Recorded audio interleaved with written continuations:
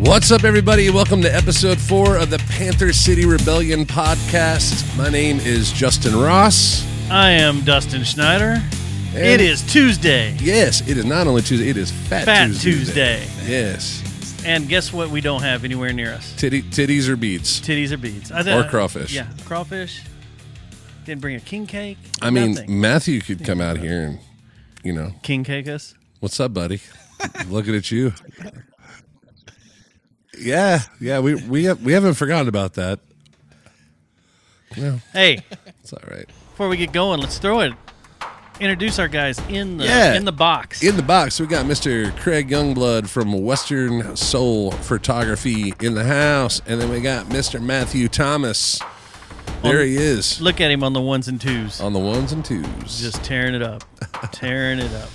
We are located in the Deadwood studio inside of the largest music complex in the world. Prove it. Platinum Music Complex, and you can find out more about them at platinummusiccomplex.com. Located in North Richland Hills. They also have a school here, and they got a lot of events coming up. One of those events is this Friday.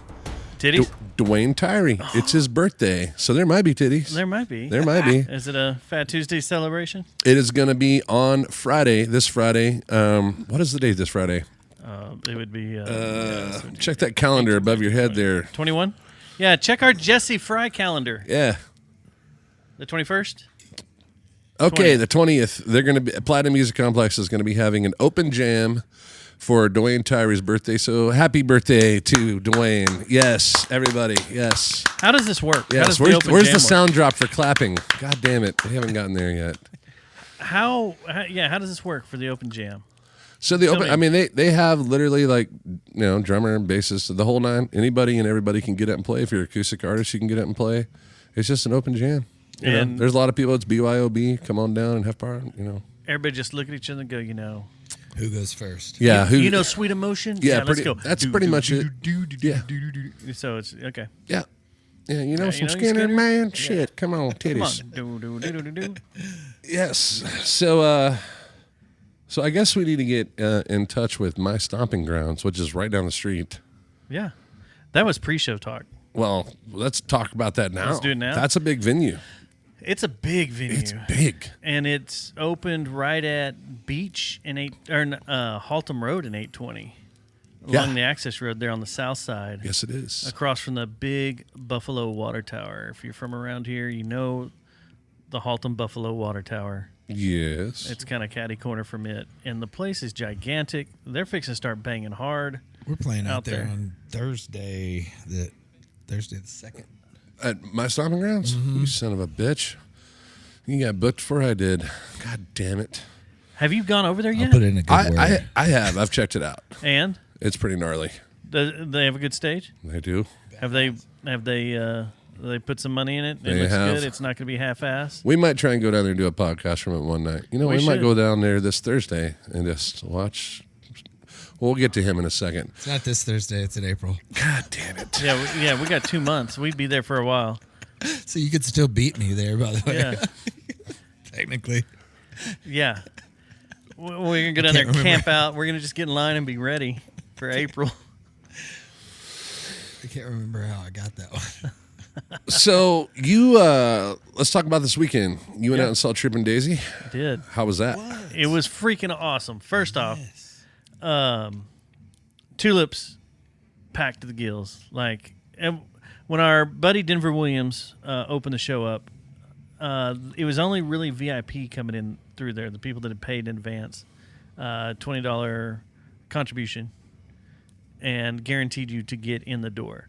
And then there was a line that went down St. Louis and down Vickery to Jennings and probably back up of people wanting to get in to the free part of the show. And they started letting them in right as Cutthroat Finches took the stage, or just before they took the stage. And by the time Cutthroat Finches ended, it was a pain in the ass to move around. Yeah, it was. I bet it was nut too, but hot. Those guys always kill it though, man. Yeah, and they then do. Tripping Daisy, it's their first show in Fort Worth since '99. Oh, wow. Good Lord have mercy. Their last show was at Ridgely Theater in '99. 27 years? Yeah.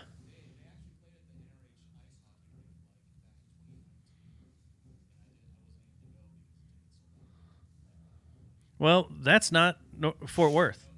That's North Richland Hills. So 2 different cities. So Son of a bitch. All right. God damn it, Matthew. and that was right. It's all right. That was right at the end as things started, as they said, started falling apart with the Tripping Daisy world. But they came out swinging. They played all of Elastic Firecracker front to back. Yes. All right. And then hit a couple of other songs and then hit some tracks off Bill to end out the night.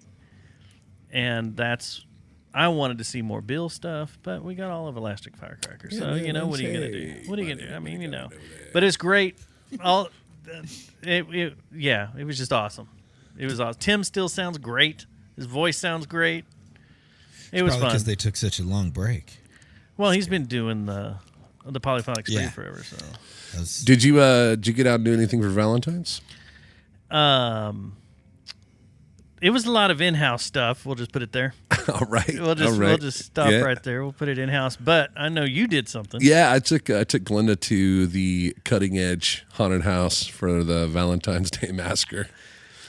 This was so AC and Tuna were playing there. They do the drumline deal. So like halfway through it, you get to this, you hear the drums going and shit, and you get in there and they're all dressed up. They didn't even know it was me because they couldn't see. They had masks on and shit. I was like, AC Slade. And he was like, he stopped. He looked around like, what the fuck is that? How does, Yeah. And then I like walked up and got in their face. I was like, hey, motherfucker. And he was like, holy shit. I just wonder if they were all dressed up and everything. They were, man. It was killer. That's they did really good this year. The Cutting Edge is just getting better, and better. Really good. And they did it to where they only did Friday and Saturday, and the actors aren't like spent like it is here in October, where they're going hard to the paint every night. By the time you get in there, the actors are like, boo, boo.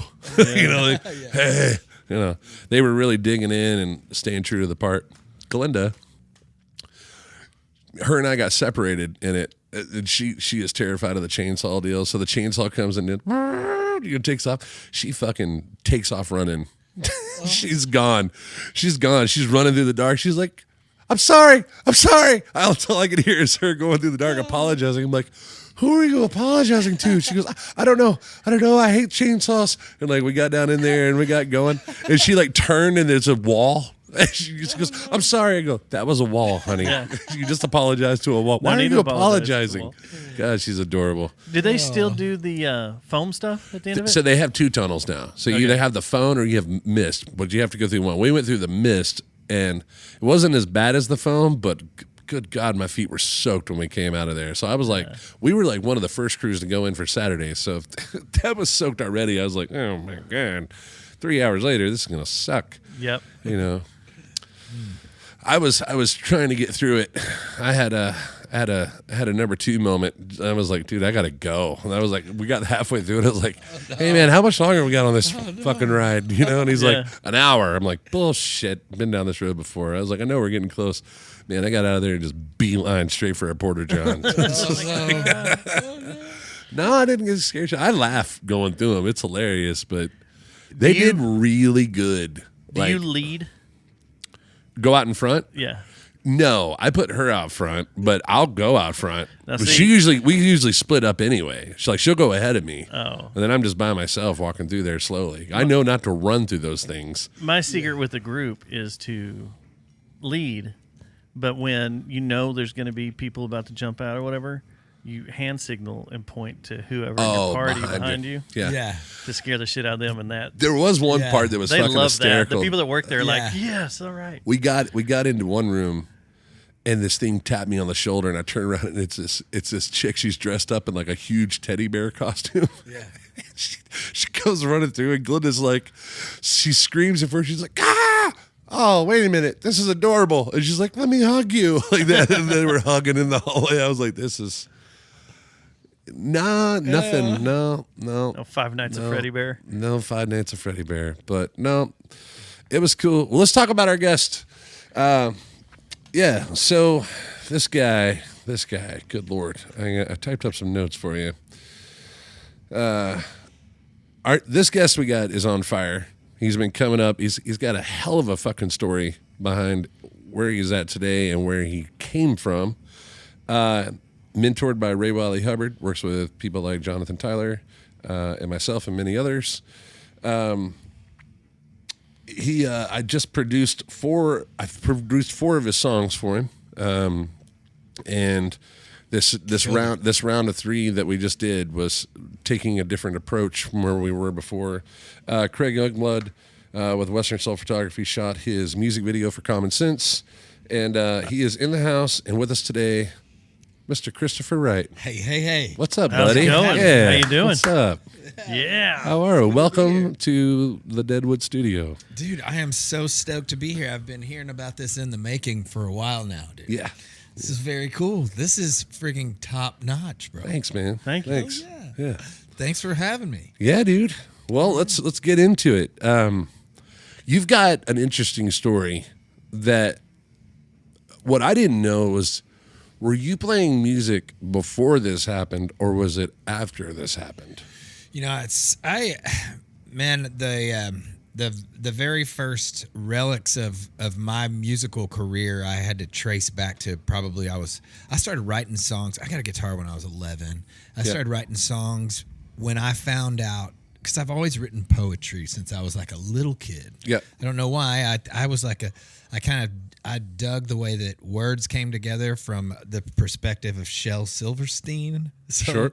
So that for some reason was the seed, I guess, that was planted in me somewhere along the way. And then kind of like your typical nerd, I was kind of did the public speaking things, and I was comfortable and kind of like saying some of the things that I would write in public. So I kind of took some of that, and with some of the, I don't know, janky chords that I had figured out, I just kind of put those things together. And I got influenced by the Indigo Girls and, you know, like a lot of that stuff. Like, I guess it would have been considered indie music or Americana back in those days. But I learned a lot of that stuff at like church camp, where acoustic guitar started becoming something that I really kind of dug. So I wrote this song called, it's called The Calm Inside of Me. And it's the weirdest song, dude, because it's almost like I'm calling my shot when I was 15 years old. And it basically, in the song, it's like, is there a man on a different plane that's gonna have a lot more peace inside of his heart than I do right now? As a 15-year-old, I wrote all that. Well, we took that. My mom in like 2018. Fast forward all the way to 2018, my mom calls me up. She's like, hey, you need to come get some of your stuff out of my garage or we're going to throw it away.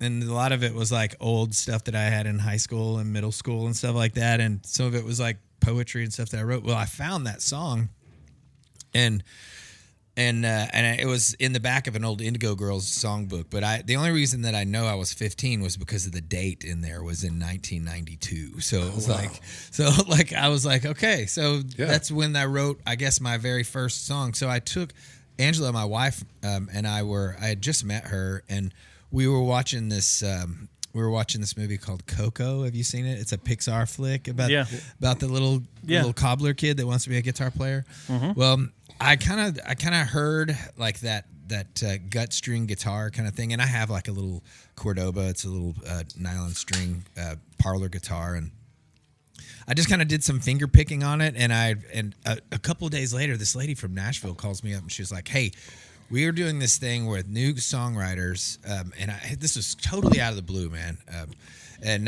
we're doing this thing for new songwriters, and we have this program. You have 4 songs that are original songs that you can come out here and you can record them. We'll produce it. We'll have A-list guitar players, da-da-da-da-da. And I'm like, I didn't know anything about this business at all. Sure. You know, I just known that, like, whenever I was in college. So anyways, I kind of skipped a big piece of it, because from the time that I was in high school and in college, my family didn't have like a musical background. I don't have my family didn't play music in the orchestra, church, or anything like that. Actually, to the opposite of that is that when I played the guitar out in Lubbock, I was playing a lot. I kept playing my guitar all the way through high school, and I was picking and playing in front of my friends and shit like that. But really, I wanted to go do this thing because Corey Morrow was in my fraternity, and I saw him doing it, and I knew Corey, and I was like, hey, man, I think I could do that. So I started playing around and stuff like that. But my dad was the dad that said,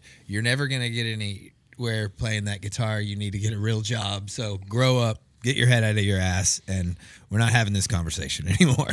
So real quick, because these guys know you very well. yeah. Where are you from? I'm originally from Tyler, Texas. Grew up in a little town called Hawkins, Texas. I know where Hawkins is. Okay. Yeah. And then where'd you go to school? I went to school in Allen. I went to Allen High School. Okay. So my folks split up in 1986, Okay. and my dad stayed in East Texas. So I kind of had a really cool existence growing up younger, because I had like a city life, and then I still had my little redneck life that I could go live. So I still had lakes and 4-wheelers and cool shit like that, and shooting guns and all the fun stuff that I like to do as a little redneck kid. But I also had my city friends where I could actually go to a Mavericks game if it was kind of cool. Except for I kind of crossbred those things when I was about 16, and I shot a pellet gun at a vehicle, and I went to the Collin County Jail my first time. So That'll happen. That's why you went? yeah. That's why you went. Yeah. That was a pellet gun at a car. Yeah, funny story about that is that right when they opened that jail, they just opened the brand new Collin County Jail back then, and they give you like a serial number when you get in there. It's like a 6-figure serial number. My number to this day is 0000178. So when I go back in, the last time that I went to the jail, and the very last time, and my song Collin County Jail was basically an ode to promising I was never going back. My number was still that number. So whenever I checked in, I had these people looking at me like, dude, how do you have this number associated with your driver's license number? And I was like, well, because I was one of the first people in this place when they first opened this joint way back when. And so what I found out, though, is that the people at the Collin County Jail have since listened to that. We got a lot of streams on that song, and they like it up there. So That's awesome. yeah, man. That's pretty cool. Actually, Judge Baxter, he was the judge that told me, and I'd had plenty of, I'd made so many bad decisions and had plenty of credits stacked up with the state of Texas that he told me if I didn't pull my head out of my ass, I was going to be going to Huntsville on an extended stay. So that caught my attention. Yeah. So that nudge from the judge also helped in my sobriety campaign, I guess. That's a song in itself, man. The nudge from the judge. Absolutely. Yeah. So yeah, man. But anyways, I kept writing songs here and there, and I just never really did anything with them. I kind of wrote them in the closet, you know what I mean?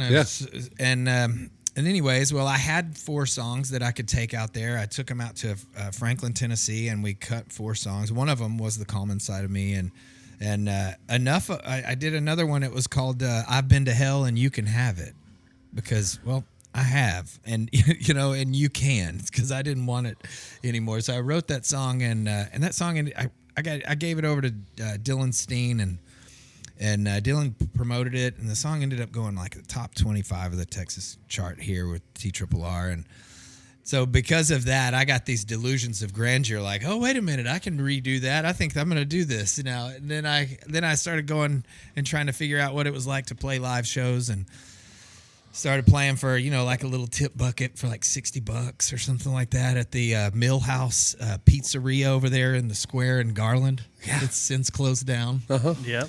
Love those people over there. Those shows are important, though, Chris man. and Ashley, Those yeah. shows are important. Yeah, man. And they gave me a stage. Dude, I had a real stage to climb on and go up there and just play horribly and sound terrible. It's and all right. Woodshed all that stuff out and played several hundred of those types of things. You know, You learn a lot from shows like that, man. I Yeah. mean, like I did, 5 years of every Sunday at Rockfish in South Lake. Oh, yeah. In the corner, I go by there now. It's a different restaurant, but I still see that corner. I'm like, God, how did I fucking fit in there? Like, how did I do this?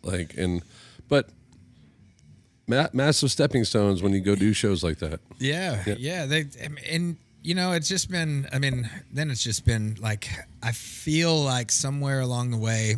Well, first of all, my pops passed in 21, and when I was, I started a company called CM Wright Solutions in 2017, a year after I got sober.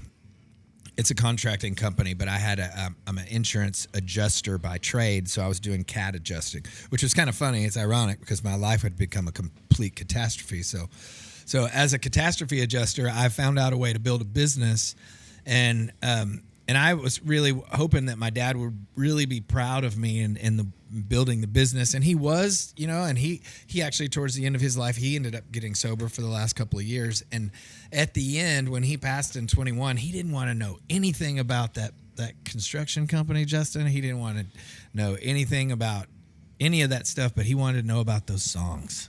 He asked me about how things went, and I remember when I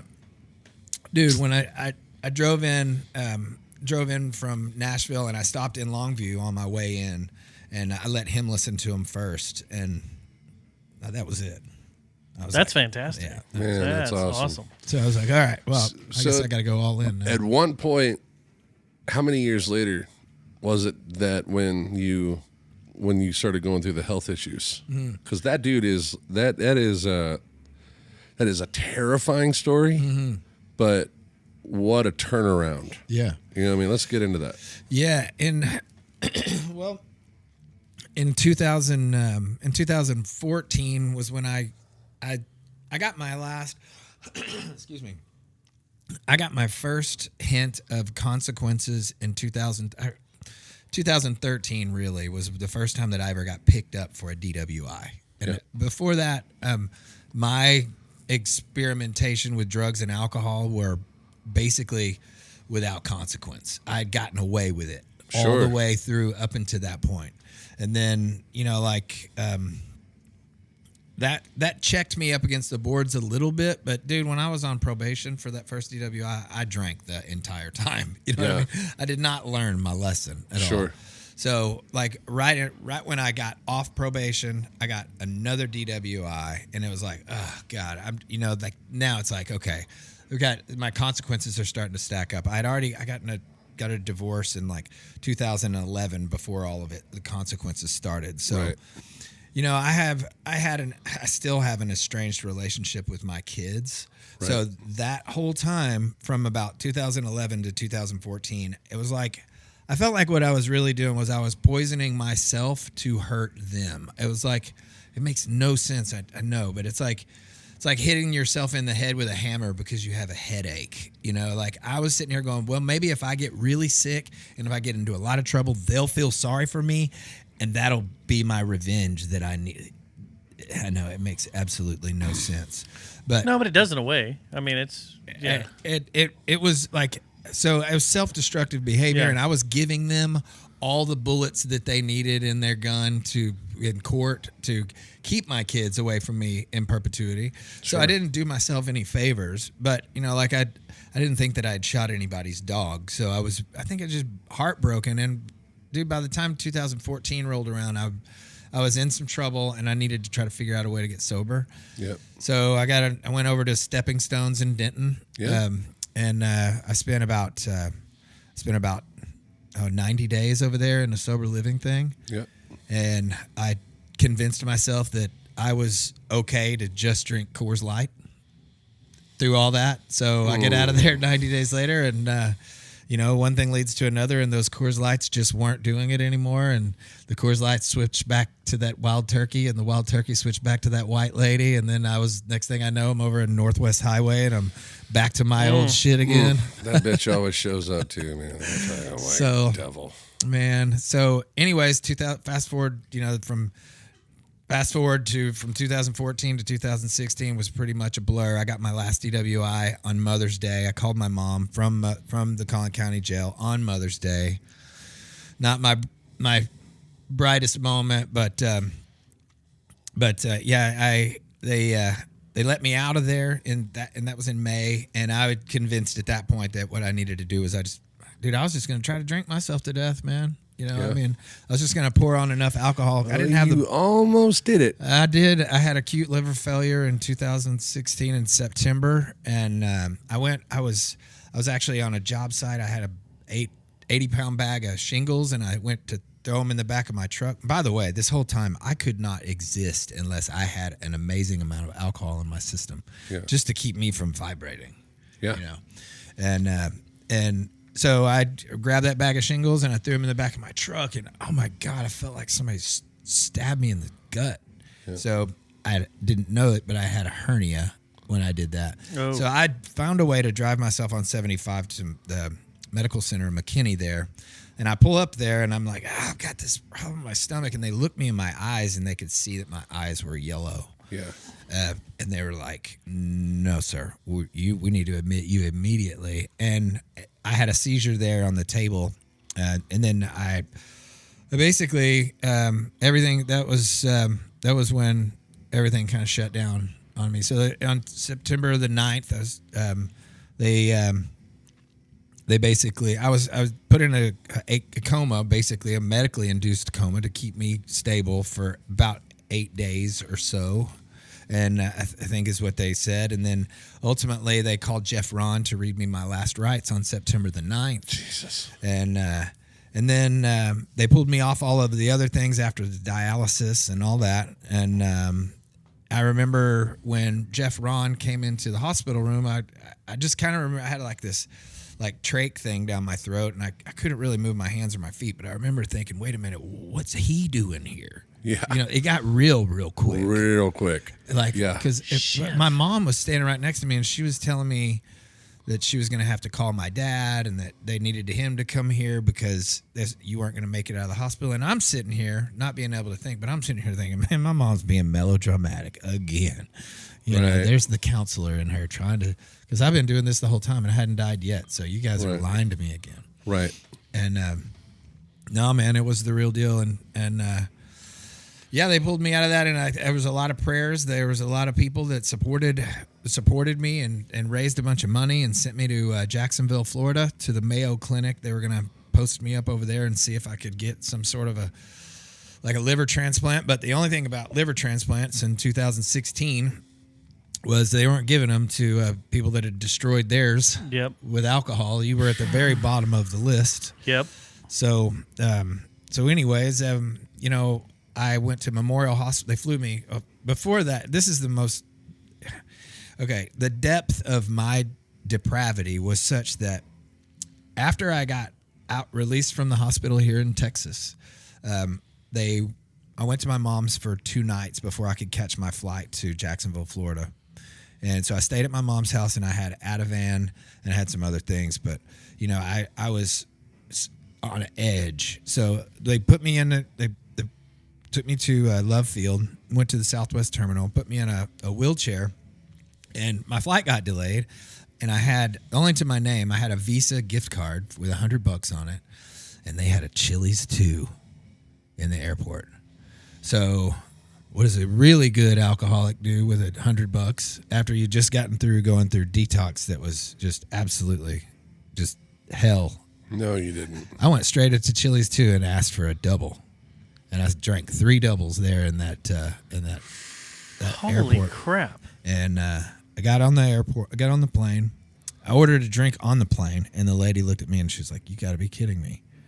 So I get there. I had another seizure at Memorial Hospital in Jacksonville. So I had to start the whole process. This was on September the 23rd, my dad's birthday, 2016, and that was the last time I ever had a drink. So I went through that whole detox process there again, and did they medically induce a coma? No, I didn't. No, I had a seizure. I woke up. I bit through my tongue. I almost bit my tongue off, and I woke up and they had sewed my tongue back together, and I was in this little room, and I was doing like the short Thorazine shuffle for like 2 weeks, just kind of, they had me medicated to help you off, because because it was you can die. It was right. Like just straight up, like. Stepping Stones was a medical facility, Okay. so it was like a rehab, but it was like they had in-house nurses and everything there. Okay. So yeah, man, it was I and the fucked up thing is that I remember getting there, and because I had my, I still had the whole time in there, I saw that there were things that were going on in the construction of the building that weren't to my standard. And I remember telling these poor nurses, I would red tag this. I would do this. I'm sitting here. I probably look like some sort of a freaking, like a muskrat just pulled out of the river. And I'm sitting here telling them how they need to be running their show. That door isn't up to OSHA code. Fuck that door. You're doing it wrong. I want to go home. Yeah. I didn't sign up for this. Obviously, you guys don't know shit about this place, and I do, so fuck you. That's it. Yeah. But, I was introduced to a guy that taught me how to meditate. And he told me that him and another couple of people in this journey have told me that here's what you've been given. You've been given a second chance. You've literally been given you may have well looked like you've died, and you've got a whole new life in front of you. Your whiteboard is clean. You can make it all right. And I thought of it like, wow, I really can just start writing my new life in the way that I want it to be. Wow. Dude. So being around alcohol quite a bit, playing shows and stuff every night. How do you keep away from it? How do you? I can jump in there. That's hard. It's a miracle. I know it's hard strength. for anybody that's sober, but especially after what you've been through. To get the first 2 years, I didn't go around bars. I didn't go by liquor stores. I didn't really like particularly walking down the beer aisle in the grocery store kind of thing. Gotcha. But I think that I do work a 12-step program, and I do have a sponsor that works the 12-step program, and he's very influential in my life. So whenever, I've had a couple of guys that I've worked with, and like one of the most important, I had a sponsor, his name was Randy Dees, and he told me that when you go to a bar and you're there to work. Lawyers don't get drunk before they go to court. Doctors don't get drunk before they go do surgery. You're going in there for business, so you don't drink when you're at work. And I thought, okay, cool. That's pretty good. I'll look at it like that. Wait a minute, I can't do this because I'm at work, y'all. Right. Yeah. And most people I found can respect that to a certain degree. I mean, every day, late in the night when everybody's like, "Nah, man, come on, take a shot." You kind of get creative, and you can sidestep a few of those landmines. But sure. But yeah, I mean, I think to answer your question, I think that working a program and having to be held accountable for that, and knowing that I'm going to be held accountable by somebody who also is held to account. Yeah. Then that lends to me having a chance. That's good. Right. That's good. Yep. And also, I have people like Justin in my life too that I've met that also have, there's the similar, experience in that we want to make our lives better by not poisoning ourselves. Right. So that kind of thing. And now to me, I laugh at it because it does seem kind of like a novel concept. Like, stop putting poison in your system, and you start feeling better. It's like, wow. Totally. It's weird. I've got a different road, but even once, your birthday, I had a drink at your birthday, right? But it's my own demonic challenge for me that once a year I'll have a drink and I'll set it down, and then I won't come back to that for a year later. Yeah, I can't do that. I can.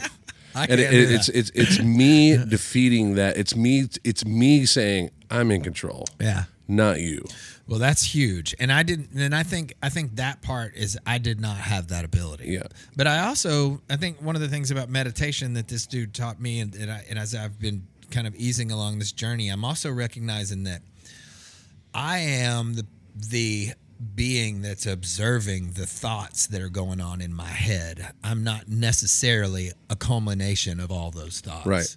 So if I can do that, I can separate my monkey brain that bounces all over the place. I can go, wait a minute, you're doing it again. You know what I mean? I can, because that was the anxiety that made me have to drink. Because I'd walk into a room and I'd think, oh, y'all cared about what I had on or what I had said, or I'm like, like, what do I need to make right? So now I'm just like, wait a minute, they don't give a shit, dude. They're thinking about their own thing. Right. You're in your head. Yeah. You're doing it again. Stop.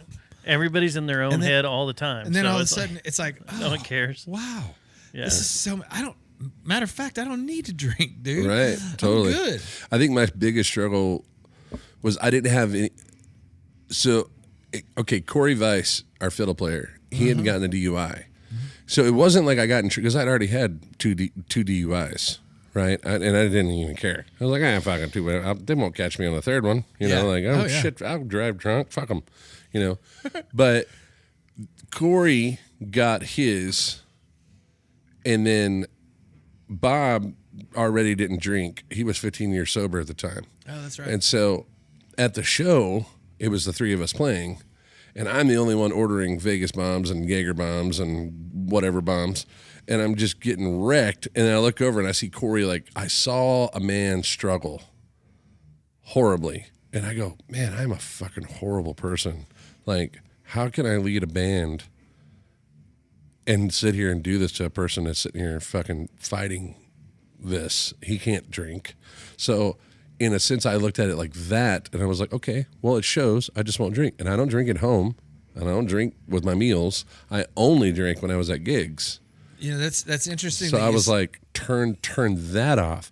Well, then that turned into like, well, Johnny at the time didn't want to drink at shows. So I was like, I think I'm going to try not drinking it. And we talked about it on the phone.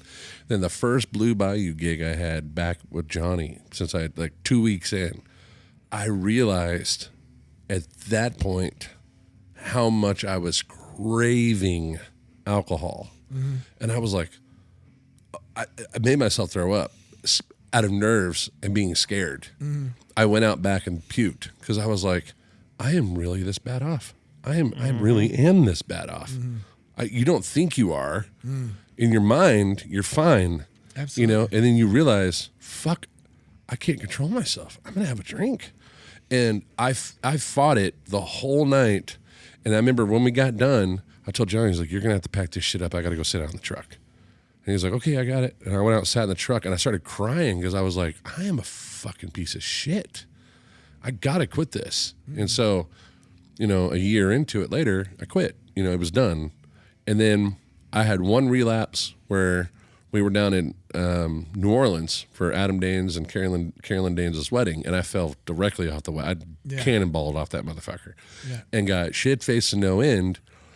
Felt horrible, but that was the first time where I was able to go, all right, do you flick the light switch or does it flick the light switch? Yeah. Let's see what happens. And so I played that Russian roulette with that and was like, okay, I'm going to see what happens here.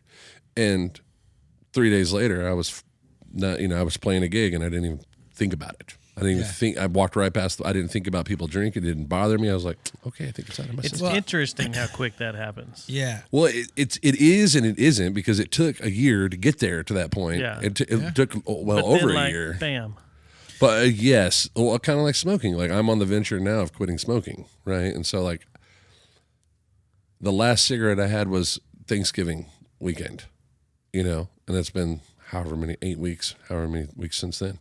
So I'm still using Zins, but I found something out the hard way on Sunday when I was at, we'll talk about this place I was at on Sunday, but I was at this place on Sunday and I grabbed a thing of Zin out of my console and I went inside. I wasn't even paying attention. I popped one in, went in. And I'm sitting there, I'm like, God damn, I feel sick. I felt like nauseated. I was like, maybe I ate today. What the fuck's wrong with me? And then like later, I still wasn't paying attention to it, and like did all my talking and shaking hands, kissing babies kind of thing, played and left. And I get home, And I tell Glenda, I'm like, babe, I'm not feeling good. Like, I'm just nauseated. Do we have any Sprite? Like, I need my stomach to settle down. She goes, what's wrong? I was like, I don't know. And I'm like, digging in my pocket, and I grab my Zen, and I pop it out, and I throw it over on the counter, and I look. And I'm like, oh, it's a 6 milligram. I've been down on the 3s and doing like 2 or 3 of those in a day's time. Oh, yeah. And here I am doubling up. It was making me nauseated. Yeah. And I was like, then that made me realize Sunday, I was like, man, if I had a cigarette right now, I'd probably fucking yak all over the place. Yeah. So it is working its way out of my system. Yeah. Having never had one and someone slipping me a 12. Oh, shit. Damn it. We're like, hey, you gotta test this, but you don't have to leave it in your mouth for that long. Yeah. And I went to orbit. Like, Yeah. I was just like, I am high as fuck right now off Yeah. this thing. That's what we should do. Get you one of those. I'll take shrooms, and then we'll interview CJ here. CW. I was, Hey, man. jeez. You mentioned that you'd still had you were still to a certain degree feeling like empathy for Corey. You know, Yeah, like, when at the very first. Yeah. It's I think that somewhere along the way, I think that we lose that when we lose that touch. That actually when you Care. When you start it drives the whole bus, man. I'm talking Totally. about like it was from my experience, and that's the only thing I have to trade on was it was like I was having to wake up in the middle of the night to take a shot of vodka just so that I could go back to sleep. Like I was like, I'm not going to say his name, but we got a mutual friend that's going through that right now, and he doesn't know that he's going through that. Oh, I know, and that's the thing is it to wake me up. It's what it takes everybody different. You know what? I had a dude that told me something that was amazing. He said we all grow at the speed of pain. Oh, dude, that's power. That's profound. That's very I like profound, man. I like that a lot. But that's so true. We grow at the speed of pain.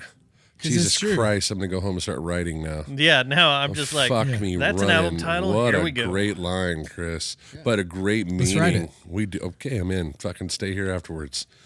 I'm in. I got to fucking. We'll write it in this room tonight. That is no bullshit. We really do grow at the speed of pain, without the shadow of a doubt. And we all have a different fingerprint too. You know, it's not like. Because we all have a different background, we all have different shit, you know. I mean, everybody's got a different angle that they're seeing things from. And I think that being able to step away and realize that we may be first of all, that don't take yourself so goddamn seriously. Oh, dude, for real. You know, like shit. I think that was the thing is I thought that I was taking myself way too fucking seriously, man, and because nobody really fucking cares. Like, I mean, I think what people do care about, what I found is what people really do care about is they care about how you make them feel. Yeah. You know, like, and I've always really gotten a charge at making or wanting to make the people around me feel good, be happy. You know, I think that was why I was the social chairman of our fraternity and all that shit. You know what I mean? I just had that in my spirit. I liked bringing people together and people having a good time. So this whole thing is like, I realize that we're here for a reason. Here's a solid question on the topic. Now that you're sober and you're living a much better life, 1,000 times better, do you ever go back to one of the songs that you wrote when you were in the worst spot of your life and perform that song and then listen to the words that are coming out of your mouth and the lyrics you wrote? Oh, yeah. Oh, fuck, dude. Yeah. And does that not do you ever just stop and go, Jesus Christ, I wrote that? Yeah. You know, where the fuck was I? Yeah, a song called Mistress of Intoxication. Yeah. Yeah, I wrote it when I was in college. Yeah. Yeah. And I do it just about every night. Yeah. On the Into the Dark record, there's some songs on there that I was just like, holy fuck. Or even the self-titled record, I was like, oh my God. There's one on there called Echo of the Angels. Still one of my most favorite songs. Cannot make it through it in live. Yeah. It's taken me, it's taken a fucking mountain for me to climb just to play 43 in front of people. Yeah. Just, you know. You're such a sweetheart, Justin. I know. but still, it still hurts. Yeah. It hurts. Yeah, it does. I think that's lost in the writer today. We were talking about this with Kevin Aldrich, is that it's lost on people today in writing that what you just said, we learn by the speed of pain. A lot of these people don't know fucking shit about pain. Mm-hmm. They're just jumping in writing lyrics to write lyrics. You know what I mean? It's like Feels like you some of see them are that throwaways, yeah. totally. You know what I mean? But it also depends their age, because it does. Yeah. your brain doesn't fully form until you're 25 years old. Normally, agreed. And so you don't understand what the hell you're going through. You got the whole, like Taylor Swift writing half her a catalog before she's even mature. Right. And it's all this pop songs about pain, but it's not real pain. It's not real pain. It's bubblegum mall pain. Yeah. And there's a lot of people that do that. I'm just using her for an example, so don't come attack me, you Swiftie Right. freaks. But I'm just there's a lot of people that don't know that until they're older. And I don't know. I look back on a lot of my favorite music growing up, and these are people that have gone through hell. Yeah. And, had horrible addiction problems. My top 10 of favorite songs are about addiction. Mm-hmm. Yeah. Or about doing some type of drug, or what the outcome was from doing drugs, know. So, that's not happening. Kids aren't doing that anymore. They're not living this type of life. And if they are, most of them aren't musicians. True. Yeah. True. True. A lot of your young stuff that thinks they're going through heavy stuff, it's all trap. Well, and that was one of the things that I had a pause, if I were to call it that. I feel like since I've made up my mind on this thing, there have been a couple of things that I had questioned, like, okay, did I wait too long? Did I start learning stagecraft and recording and like actually musicianship too? Did I waste that time by going and getting a real job? And because of the fact that, especially, I do spend a lot of time in Nashville, and dude, this, and I spend time with you. Yep. So when I surround myself with people that are in this level of musicianship, then all I can do is get better. Mm-hmm. But I also realize it's like, wow, you know what? These folks have been doing this for 20 years, and I've been doing it for 5. So it's like, man, I got to catch up. But now, somewhere along the way, and I think it was validation from when I wrote a song, Justin, and you told me that you liked it. Yep. I went, okay, hold on a minute. Now maybe I deserve a seat at the table. You know what I mean? Yep. Then let me see if I can do it again. And then when I did it again and again and again, and then you said you would gladly take on a project and work with me and things like that. So these types of things that have just progressed in the last couple of years have gotten me to this position where right now I just feel like I'm capable enough just to sit here and have the conversation. But I just want to be getting better. Don't sell yourself short, man. Like there's guys out there that write, and then there's guys that put together songs, right? And when you send me stuff that you're working on and I'm listening to it, me, I'm going to shoot you straight. Yeah. That's what a lot of people can't stand about me, is that I will shoot them straight. I love it. People cannot stand constructive criticism. They hate it. That is what helps you grow. And it is. And the quicker you learn that, the better off you're going to be. Yeah. It's like you sent me a catalog of songs that you've been working on. And I picked 3 out immediately. I was like, these 3 rock. Mm-hmm. This is you. This says you all over it. Wait till you see the next stuff that we're bringing up to you, Big Daddy. I'm ready. I'm ready. But I listened to it and I was like, man, fucking A, these hit home. Cool. You know what I mean? And then we even Common Sense, like when we did Common Sense, I saw what you were going for there. But when you were going for the idea of what you wanted out of, like, having Deadwood come in and play on it and what you were wanting, I was like, well, there's a lesson that's going to be learned here. Mm-hmm. And I think the lesson is, and you correct me if I'm wrong, but like, we came in there and laid it down, right? And then you sang on it, and it fucking turned into a killer song. Craig and I went out and shot your music video for it. Yeah. We got it all done. But at the end of the day, you as a musician have to go perform that song. Yeah. You know what I mean? I'm taking, 35 years of knowledge on guitar and putting it in there for you. Right. But then you've got to go play it like me. Right. And that's hard. You're not me. Yeah. You know what I mean? Yeah. But what I heard on Heavenly Radio was like, okay, this you can do. Yeah. And if we do it like this, it's going to make you a better guitar player. Yeah. But it's in your wheelhouse to do it. Yeah. And now I've been watching you do it. And I'm watching you make videos and I'm watching you play, like actually play it live and sing it. And I'm like, man, motherfuckers got it. Motherfuckers Thanks, get bro. it. Yeah. Like it was good to see that. Yeah. Like, you know, because you're growing, but you're growing at a fast pace. And of course you got some good fucking solid dudes on your side that are rooting for you, you know. No doubt. I mean, Ray Wiley has no problem being like, well, there ain't no gas in the tank. We don't make apples. Oh, by the way, some- so I told him, I said, hey, Ray, did you see that video that we put out? And he said, yeah, I saw it. Makes you look a lot cooler than you really are. That's awesome. Damn it. I want to get him and I want him on this show, Okay, man. we can make it happen. Let's do that. Let's make it happen. I want to get, that's what we'll do. I have to talk to Judy. We'll get him in here and you in here. Yeah, that'd be fun, man. That'd be cool. Fuck yeah. Hey, Christopher, I get out of my skis. if you don't mind me asking, how old are you? I'm 48. Okay. Yeah. So and talking about your history at the beginning of the show and everything you've gone through, you've got material to write about. Yeah. So it's like you've lived it. So okay, that's why I was wondering when we're talking about all this, we're talking about age and having some wisdom of what's going on with writing. He's got a good sense. woman when he makes a TikTok recently.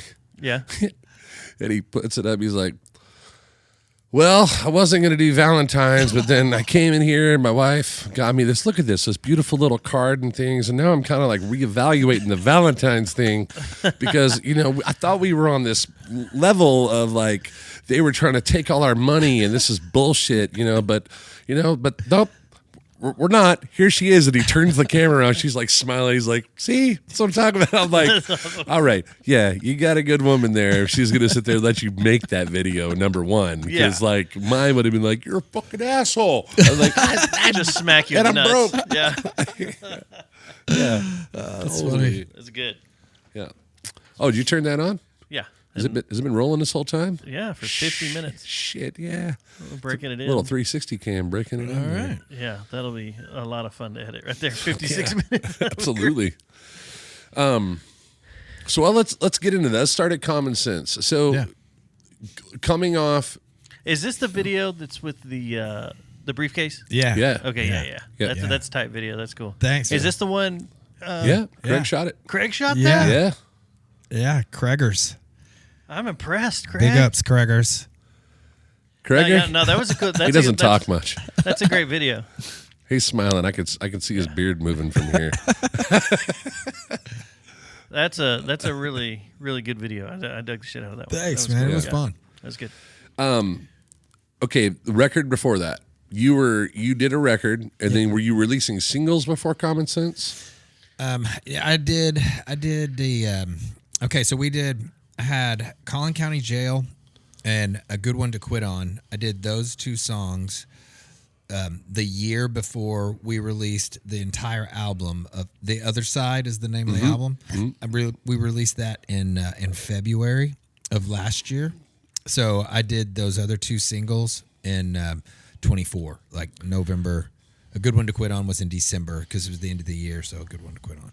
So, but anyways, we had two videos that we did with those things, and then we released that whole album. I think if I were to have to do it over again, I would probably have done more singles and then like maybe waterfalled the entire album. But we did the whole thing because here's the thing: is that so I had four songs. It was like Collin County Jail, Mountain Liar. Off to the Races, and there was one other one. I think it was Linoleum, and I sent those over to Ray it was in March of 2023, and I told him, I said, hey Ray, I got these songs because first of all, Collin County Jail was the one I wanted to do, and I was gonna get what's Eric's last name up there at Panhandle House Studios in Denver. Delegard? Yeah. So I was gonna try to get him to do a song for me, and he quoted me a price and the price that he wanted, and then he also wanted kind of like royalties on the back end and stuff like that. So I presented that. I said, "Hey Ray, because I am on a call with Ray regarding sobriety. Ray's been sober for 38 years. Yeah, so that's awesome. So he's an incredible resource. And I said, Ray, do you mind? And I didn't know how to really approach him. I've never talked to Ray Wiley about music. All I'd ever talked to him prior was just about sobriety. Yeah. So, I mean, he knew that I was doing what I'm doing. And of course, I've been listening to Ray Wiley's music since I was a little kid. So, I mean, I was just like I said, Ray, I've got these 4 songs.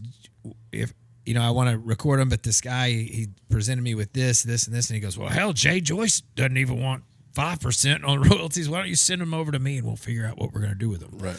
And I was like, oh shit. So I pitched him those 4 songs in March, and I waited, and then March went, April went, and then May 17th came. I had worked out that morning, and I was fixing to get in the shower. I turned the shower on. I was butt naked, and my phone rings, and it says Ray Wiley Hubbard on my phone. And I was like, fuck. Turned off the shower, and I took the call butt naked, and Ray goes, hey, Christopher, I need you to be down in Dripping Springs, Texas at 10 o'clock on Monday morning. I was like, Ray, hey, man. How's it going? Holy shit. I'm on my way. My ass has already left, and I got to catch up with it. Wow. Okay. Well, yes, sir. We'll be there. So that was the way that went. He didn't call me in the middle and say, I like him, or we're moving forward, or I've got a plan. No, he said, Tobin Dale, my son Lucas, Pat Mansky, who did the Band of Heathens, the Hurricane deal. Yeah. Mm-hmm. And they did it at the Zone Studios down there in Dripping Springs. And I was like, holy shit, I get to go work with the guy who did that thing. All right, let's go. And so we did. So that's how that record started. So we had a plan, right? That we were going to do, but then Ray called and said, I want to do this. So we just scrapped the plan and then went down there, recorded those 4 songs, and then after we did those 4 songs, Ray goes, well, I like this stuff that these guys are doing over here, but I'm working with this kid named Jonathan Tyler over here in Austin, and I really think it'd be good if you worked with him for the rest of this record. Yeah. And I was like, I didn't know Johnny. And is that the same one that's from here? Northern Grew up Lights. in Dallas in the Northern Lights? Yep. Yeah. Known him since Observer days. Yeah. When I worked. Yeah, okay, yeah. Yeah, so he had a studio that he had built in the back of his house there in Austin, and me and Lucas and Tobin and Cody Braun from Reckless Kelly. Yeah. A cat named Matt Hubbard, not related to Ray, but just an amazing keyboard player. We had John Michael. He plays bass for Jack Ingram. Yeah, he's on that thing. Yeah. Just some freaking just badasses all around that album. And then so once we got that all put together, we put it out and did vinyls and went the whole 9. And so it's completely opposite from what we did at Cafe Solo. Yeah. Yeah. Yeah, yeah. This is a totally different experience. And I really like that. And what I've also got from I was just big shout out to the boys at Texas Homegrown Radio out there in Stephenville. I was over there yesterday, and they were like, "Dude, the content's freaking killing it, man!" Because we're starting to do a lot of those little short videos. Oh, I've noticed. So that's Tanner. Tanner Lewis is my manager with Rise Music, and he's just dude. He's like my brother in this thing, dude. Yep. He believed in me in 21 when. He redid did an EPK for me. Did the website. Yep. He came in and just stepped in. I mean, it's just a super dude, and I couldn't be happier to be associated with all of those people. So coming off the record, and then you did some singles, and then you did Common Sense. Mm-hmm. How did things change after Common Sense, or did they? Well, I think that first of all, I feel like that having started being able to work with you here in the Dallas-Fort Worth area, as opposed to having to be all the way out in Nashville or all the way down in South Texas. It's allowed me to. I think it's going to allow us to put out more music because we can we can get more things done. Right. So, creatively, it's set me into a point to where I know that I can write away and just write, you know, Right. and then I can bring them to you, Right. and you can make heads or tails of them for me. Totally. So like, it's just like to answer the question, I am just beginning to see the future that's fixing to unfold, and I'm so fucking excited about it, dude. All right. So that being said, you know, I was talking to the boys down there, and they were like, man, we need to get you to come over here and open for us at the White Elephant. And, you know, a lot of this stuff over here on the west side, I just need to get over here more. Oh, totally. That's all there is to Well, it. I mean, this is where your singer-songwriters are home. Yeah. Yeah. Are you not living on this side of town? I live in Prosper right now, but that's a haul. we're selling our house because our youngest is now at she's at TWU, so we're empty nesting. Nice. So we've got a big house that we don't even go upstairs. So we're just going to go ahead and sell that place and buy a place in Aubrey, which is a little closer, but it's kind of up there by Abby. So Yeah, my last two drummers, that's where they've lived. okay. Yeah, in Aubrey. okay. It's a nice little area. Yeah, it's blowing up just like the rest of Yep. everything. But the cool thing is that we had enough equity in this property that we just got that we were able to get a house and pay for it. Nice. So we're going to be having, and once we move on for that, we'll hopefully take that as a rental or something and leave that one for Abby or something like that. I don't know. Nice. Good We're deal. just trying That's to awesome. trying to adult the best that we can in the meantime. I wouldn't be able to do any of that kind of shit if I was doing what I used to do too. Right. So yeah, all the things get better whenever you start changing some of the ways that you're choosing. There you go. There you go. Yeah. Yeah. So when we came into Cafe Solo, there was an idea in place, and it was kind of to do what we did with Common Sense. And you guys can check this out, ChristopherWrightMusic.com. You can check him out on YouTube at Christopher Wright Music. Make sure you put in music, because otherwise you're going to be looking at some guy that does politics. We found that out the hard way. Yeah, I was Yeah. going to do a whole series of questions about you being the head of energy, Oh yeah, the Secretary of Energy for the United States, and That's how my you got cousin. to that role, that's my cousin. playing Yeah. music. Yeah. That's Chris Wright. Yeah, with that's a Chris K. Wright, yeah. Yeah. There was a Christopher Wright who is a British dude, and he is a CCM artist. He's a contemporary really? Christian music artist. Yeah, he's got a song called "Pocket Full of Nails," Really? and it's like a Christian thing. It's a play up the nails that were in Jesus's hands and feet and stuff. Yeah. And there's so many people that will come by and be like, "Hey man, I love what you did with Pocket Full of Nails." I'm like, dude, I didn't write it. There's still It wasn't me. There's still another Justin Ross that gets tagged in our. You can obviously see he's not very good at like uploading his music. Oh. Because it comes up through our Apple Music and our Spotify all the time. Oh. And he's a rapper. He's Oh, he's a okay. white dude. And Oh, he's, okay. he's terrible. If you're listening, stop. Go get a job. Please stop. You're horrible. Oh no. But then there's like another one that's down in Florida, and he plays all down through like the Panhandle down there, and he's really good. He's just a cover artist. Well, he called me and he was like, "Hey, man," long breath. He's like, "This is Justin Ross." I go, "No, this is Justin Ross." He goes, "No, we're both." Justin Ross." Did y'all palamine in a mirror? Yeah, Like, with right. the And he hands was like, I just realized that I can't use my own name because you're obviously out there doing shows and you're playing in Florida and I'm here. And I was like, well, what do you do, man? And he was like, well, I'm just a cover band. I just play. Well, then think of a cover name, Yeah. you know, or if you'd like, my entire catalog's on Apple Music, Yeah. and you Or can cover so. all of that if you'd Yeah. like to. Yeah. You're Yeah. right. I don't understand how this works, because there's two spectacles, and one of them is in Europe, Yeah. and it's pop Euro dance music. It's just your it's your like- SEO.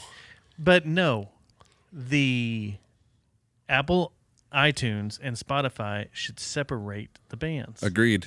You have to show Because that you as one Spectacle is- is a business. One done it, they will not do it. Then that's- And I know someone that is the high up the chain in Apple Music in that department, works for Apple in the Apple Music area, and he said his own band has another band named the exact same name and has issues, and he's like, we can't get over this. We don't know how to get over this. We don't know how to get past this. That it just happens. And I was like, man, that's Spelt the freaking same and crazy. everything. Yeah, that's why I just went with music. So, all right, back on that track. We had a plan. We go in to get these 3 songs done. And I've been wanting to ask, but I've been kind of wanting to wait until we got in this room. Yeah. We took a different approach with it because I remember telling him when we were in the studio, I said, how do you perform when you perform live? Are you with a full band? Are you with, this and that? And you're like, well, I mainly do, like 90% of it's acoustic, So I said, well, then let's do that here. Your boy that plays sax and keys, and stuff. Like, let's space it out what he does so that whatever song you're playing, whether it's Heavenly Rain, Good Time State of Mind is still one of my favorite fucking songs. Yes, dope. Period. Yeah. Like, wrote that with my buddy Eric Erdman. I want to put that on the Deadwood record. Yeah. Like, I want Deadwood to perform that. Yeah. Because it is really good. But nonetheless, once we got down to the end of it and I was hearing it start to come to life, and then Chris Howell started getting mixes put down and he was sending them to me, I was like, holy shit, dude. We're like one harmony away from this thing fucking just being a beast. And it's so less is more, Dustin. It's like less is more as you can possibly get. Like, it's acoustic, bass, cajon, aux instrument. Yeah. Harmonies. Nothing to it. Fill the space, but in a good way. And all 3 of them, in my eyes, turned out to be fucking clean to a point where I'm just like, holy shit, man, this is okay. Now you can pull this off live. Yeah. Yeah.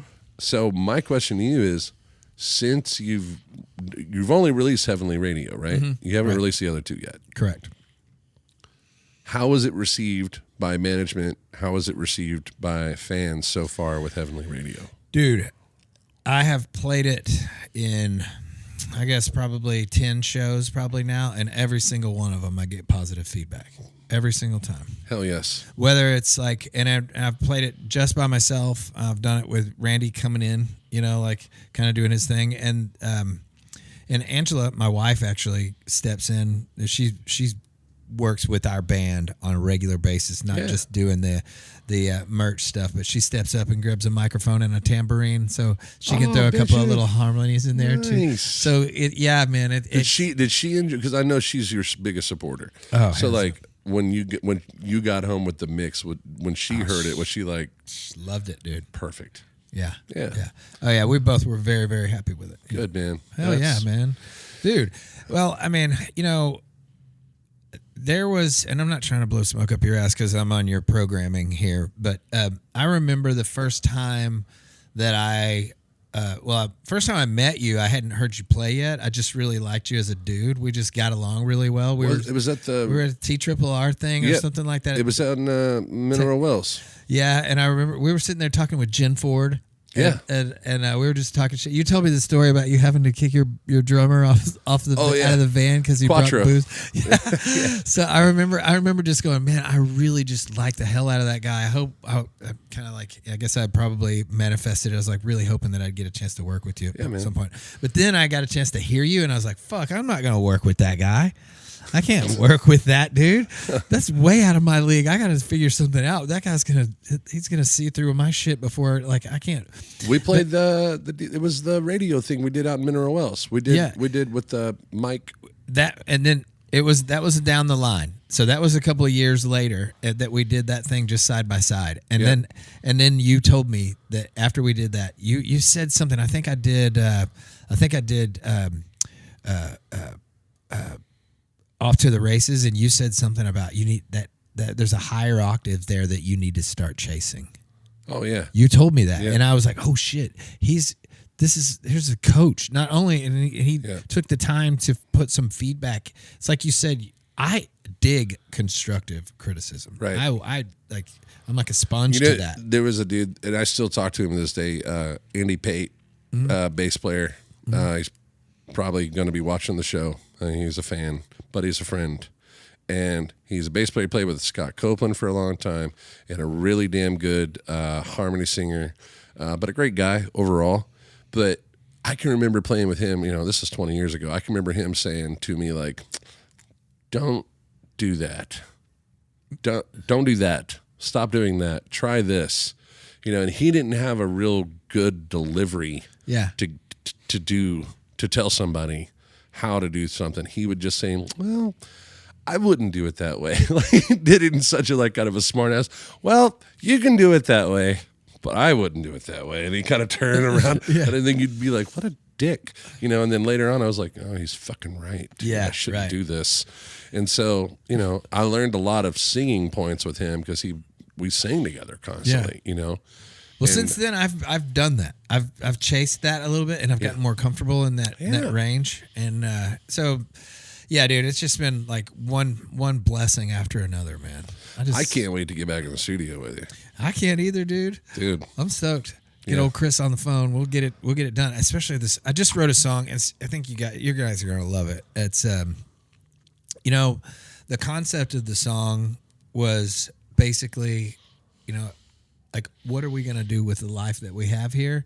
And so it's not about the number on the tombstone. It's the weight of the dash. Oh shit! Come on. Yeah, man. Wait till you hear this. Ray song, Wiley's rubbing off on you. It's rubbing off. He's getting into you. Man. Ray is so good at that. That was one thing I was trying to tell you. I was like, man, you've sung so far into Ray's writing, because Ray sings a lot offbeat. You think about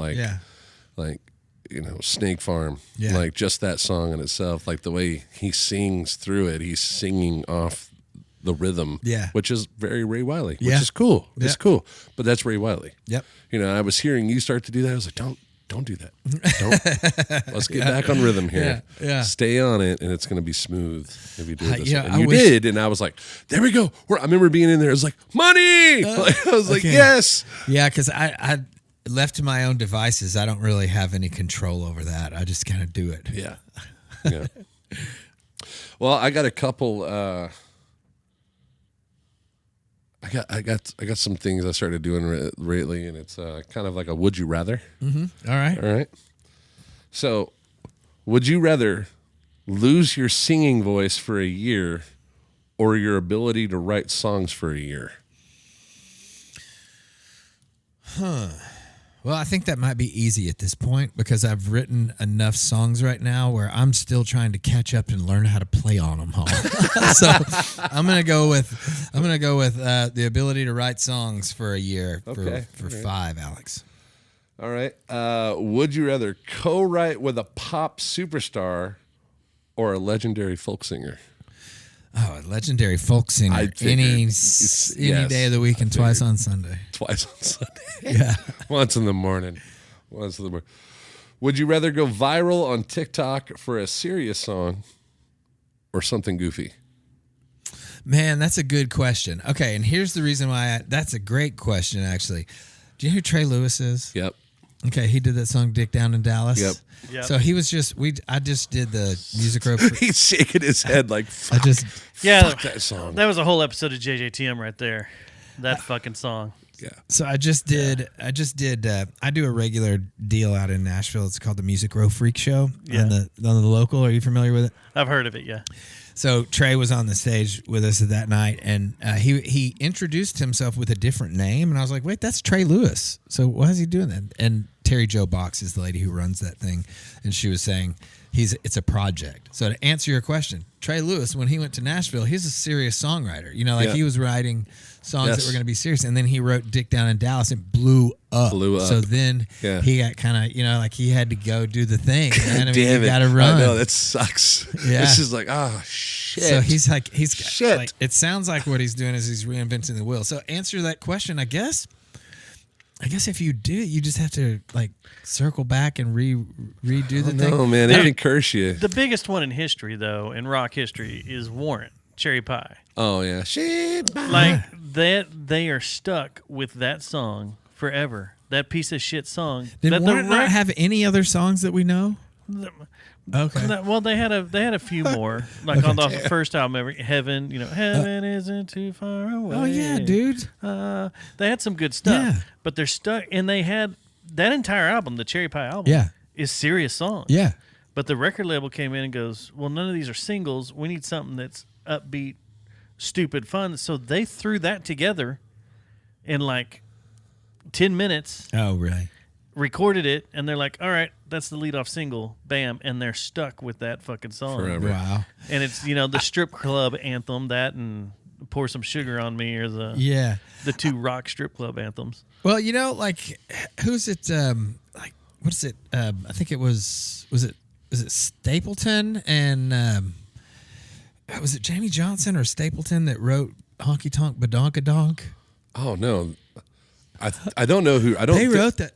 Maybe Stapleton. Maybe it was one of those guys. Yeah, but it was who was it that performed it? It was Wasn't it Tim McGraw? No, Honky Tonk. Trace Adkins. Okay. Yes. Okay. There we go. Yeah.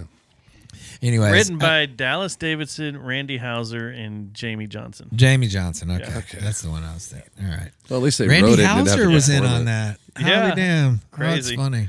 Randy Hauser's written a bunch of fucking songs. But it's the weirdest thing that Trace Adkins put that out. Like, Well, right. Yeah. I mean, it was that's like my grandfather. It was the putting it out or fail something safe. like that. It was like, fuck, I haven't had a good song in a while. Put this shit one out. This will hook 'em. Slammer. Bam.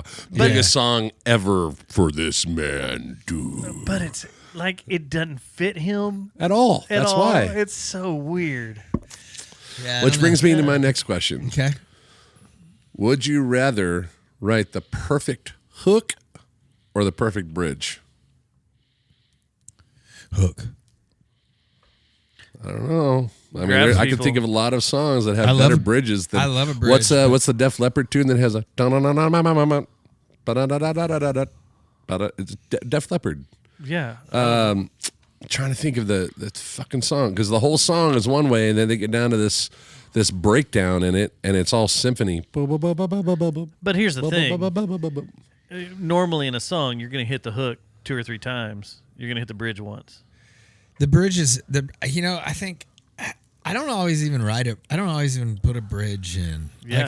Like sometimes it's Chris, necessary. Welcome to 26. We're gonna start writing bridges in your songs. I wrote one in this last one. Thank God. Yeah. There's a lot of songs. Can only have so many goddamn solos.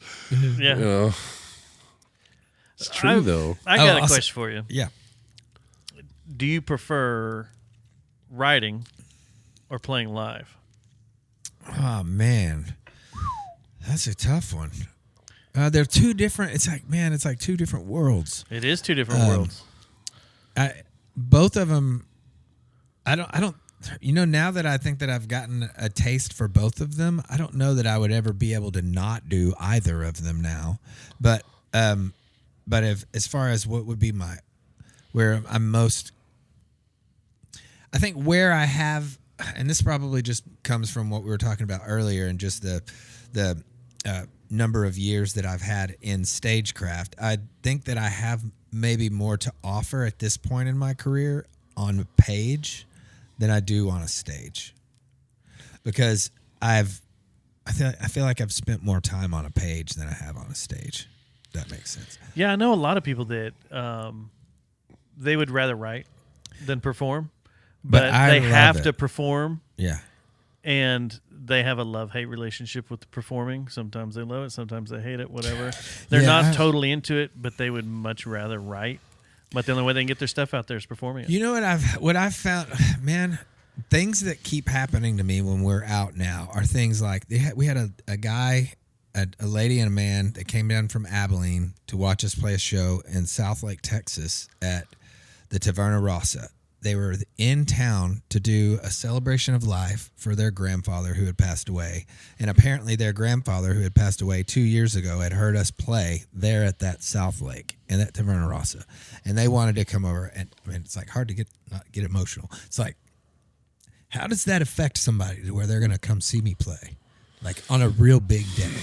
You know what I mean? It's like it meant something bigger to them at that point. But can you play that show? Are you saying they wanted you? They came to see you play. They weren't. They say, okay, never mind. No, they came. They came specifically to the Taverna Rossa. Sorry. Yeah, they found out that that we were going to be playing at Taverna Rossa, so they made the trip to come see us play this little dinky. I mean, thank you so much for 33 Restaurants for having us to play those stages. Right. Because, Totally. I mean, they're not real big money things. And half the time when we're playing, I don't even know if everybody's paying attention. Well, So, you probably know, not. it's, yeah. So it's like, you know, it's sometimes I feel like it's kind of soul sucking work, but then when something like that happens and it gives you that little glimpse of maybe what you're doing is actually making a difference in somebody's life on a different level than just what is the surface. Yeah. Then I'm like, wow, you know what? I feel like, you know, it's like, you know, I feel like since I got sober, my primary purpose in this life going forward is to stay sober from drugs and alcohol and help others achieve sobriety if I can.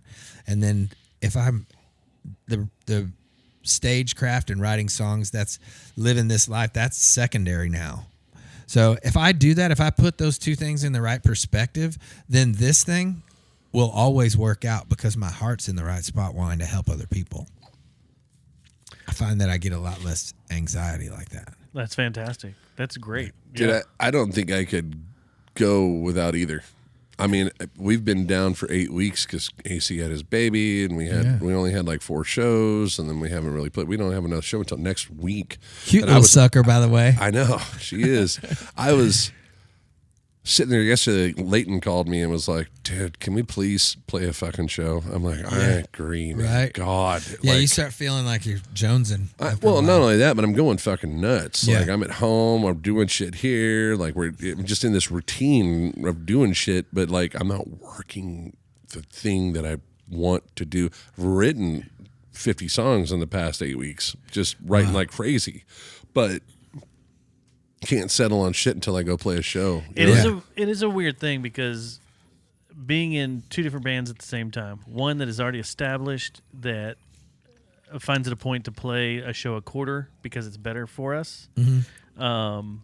Because you can pack a house, people are dying to see you, you know, because you're not playing every week, Right. and they can show up anywhere and see you. Right. Versus the other band I was playing at the time that was playing like every other week. I started when that band stopped. I was jonesing. I was like, I need to keep this going. It's Yeah. like, Well, I and need also this there's the whole fix bill going. pay thing.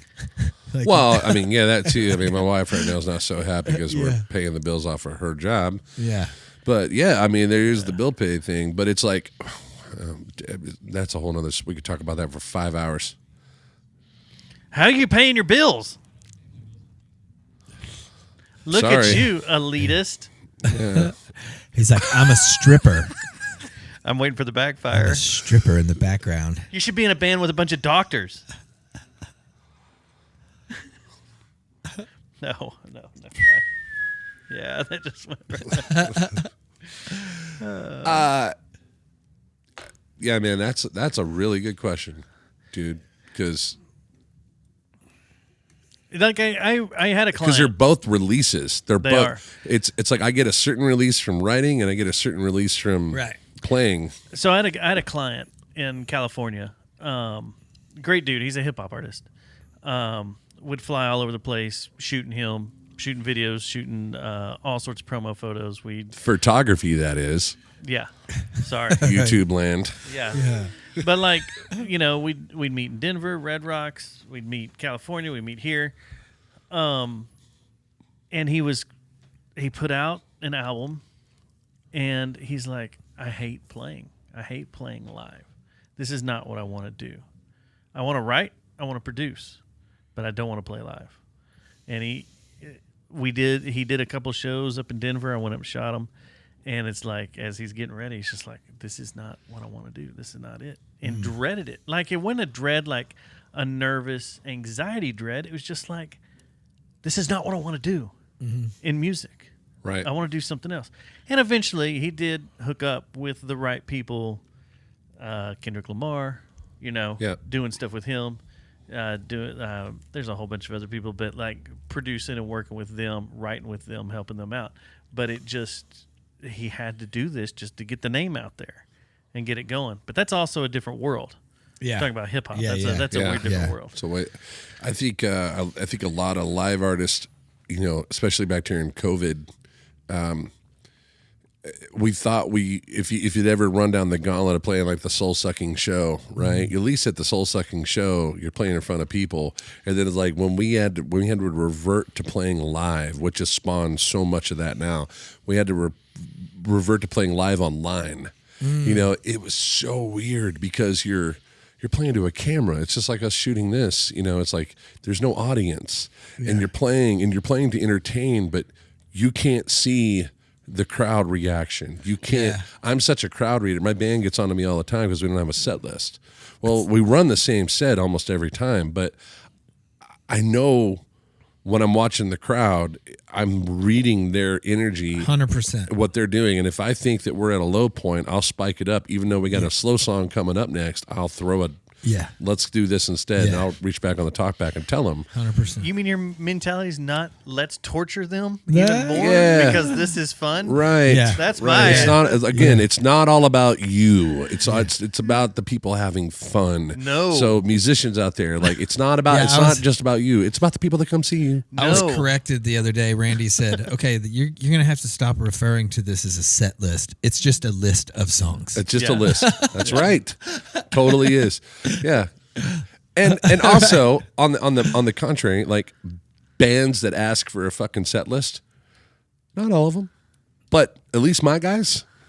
I love all you motherfuckers, but I'm just going to say it right. Like I'll make a set list, and then you fuckers will lose set lists. Yeah.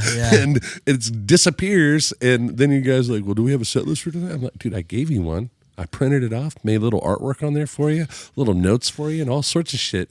What happened to that? Oh, I don't know, man. I folded it up and threw it somewhere. It wouldn't matter if I laminated. They would lose it. They would lose it. Ours are on napkins last minute. Dude, Sorry, so AC, I just don't. On you individually.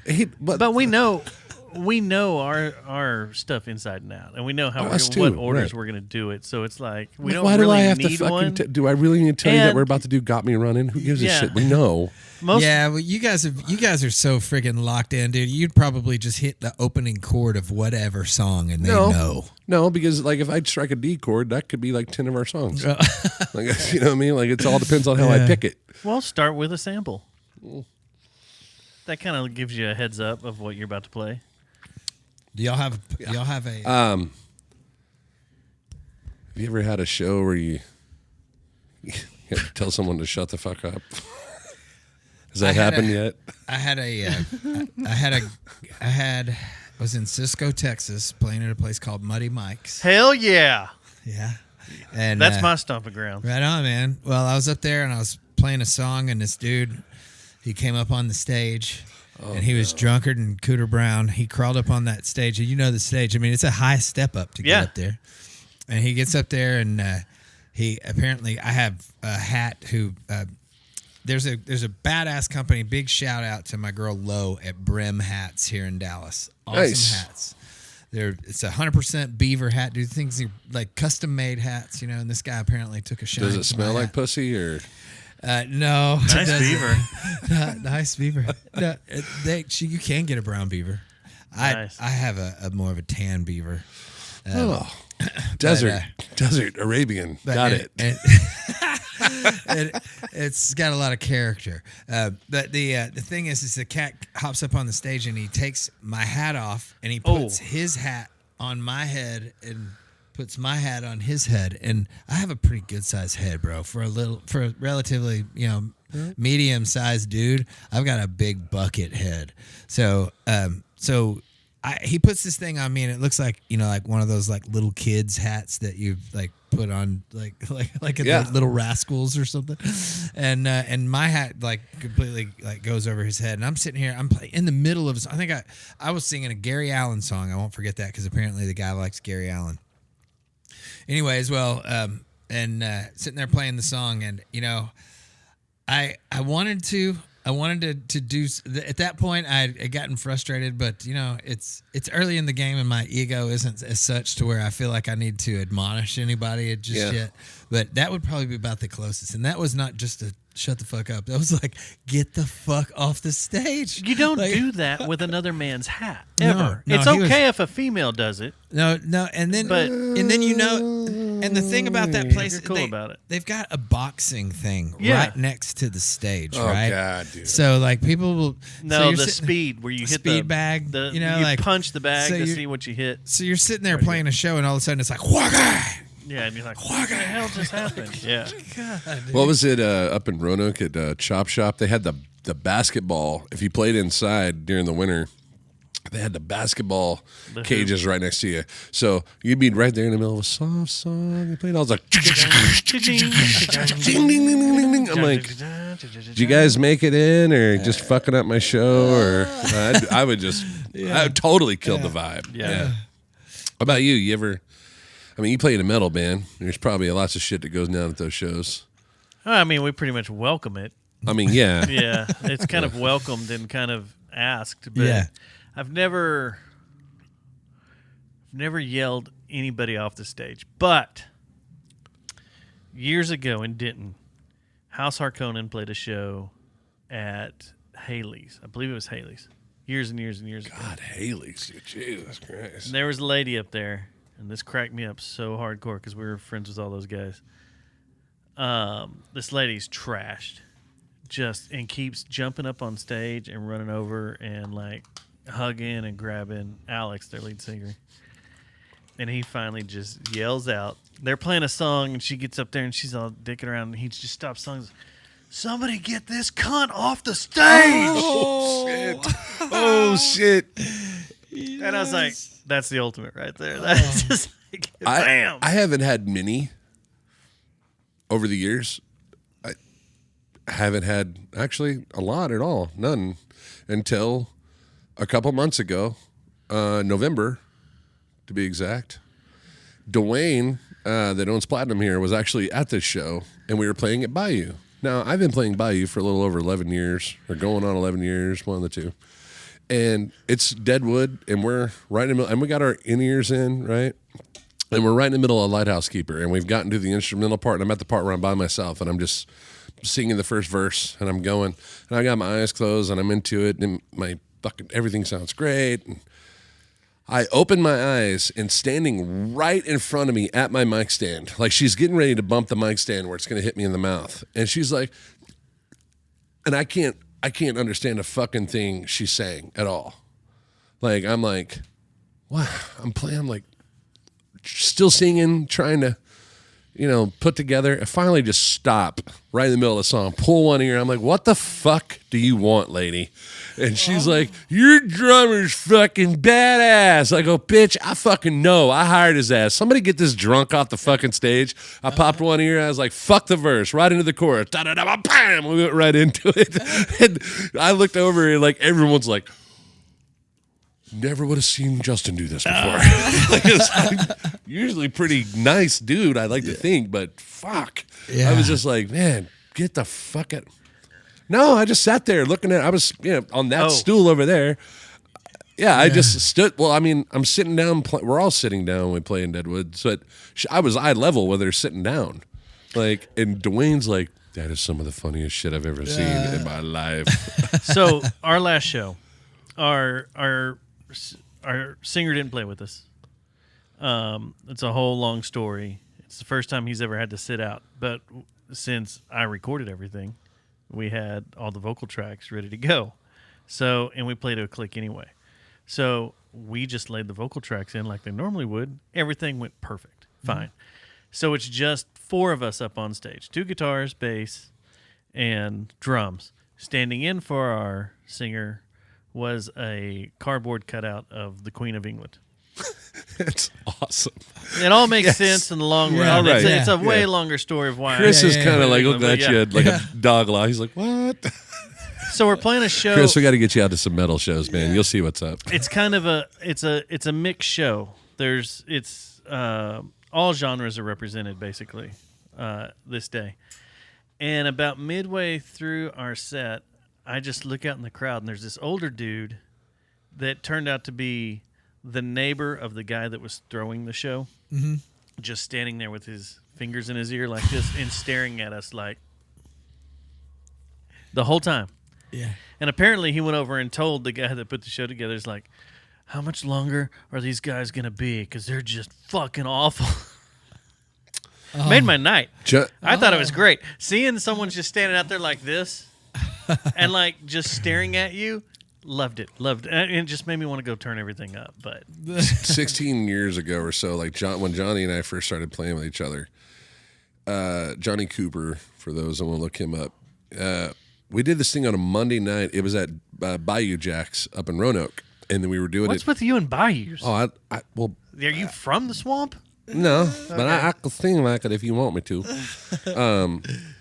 But yeah, Bayou Jack's up there is it's a fucking Cajun house, whatnot. And so one of the first Mondays we ever did there, and we had a little tiny PA. We weren't even, no sub, had like an 8-channel mixer, like one main on the floor, cocked back like a monitor and aiming off towards the crowd. And we're just background music for these people. We're not really doing a show. We're just background.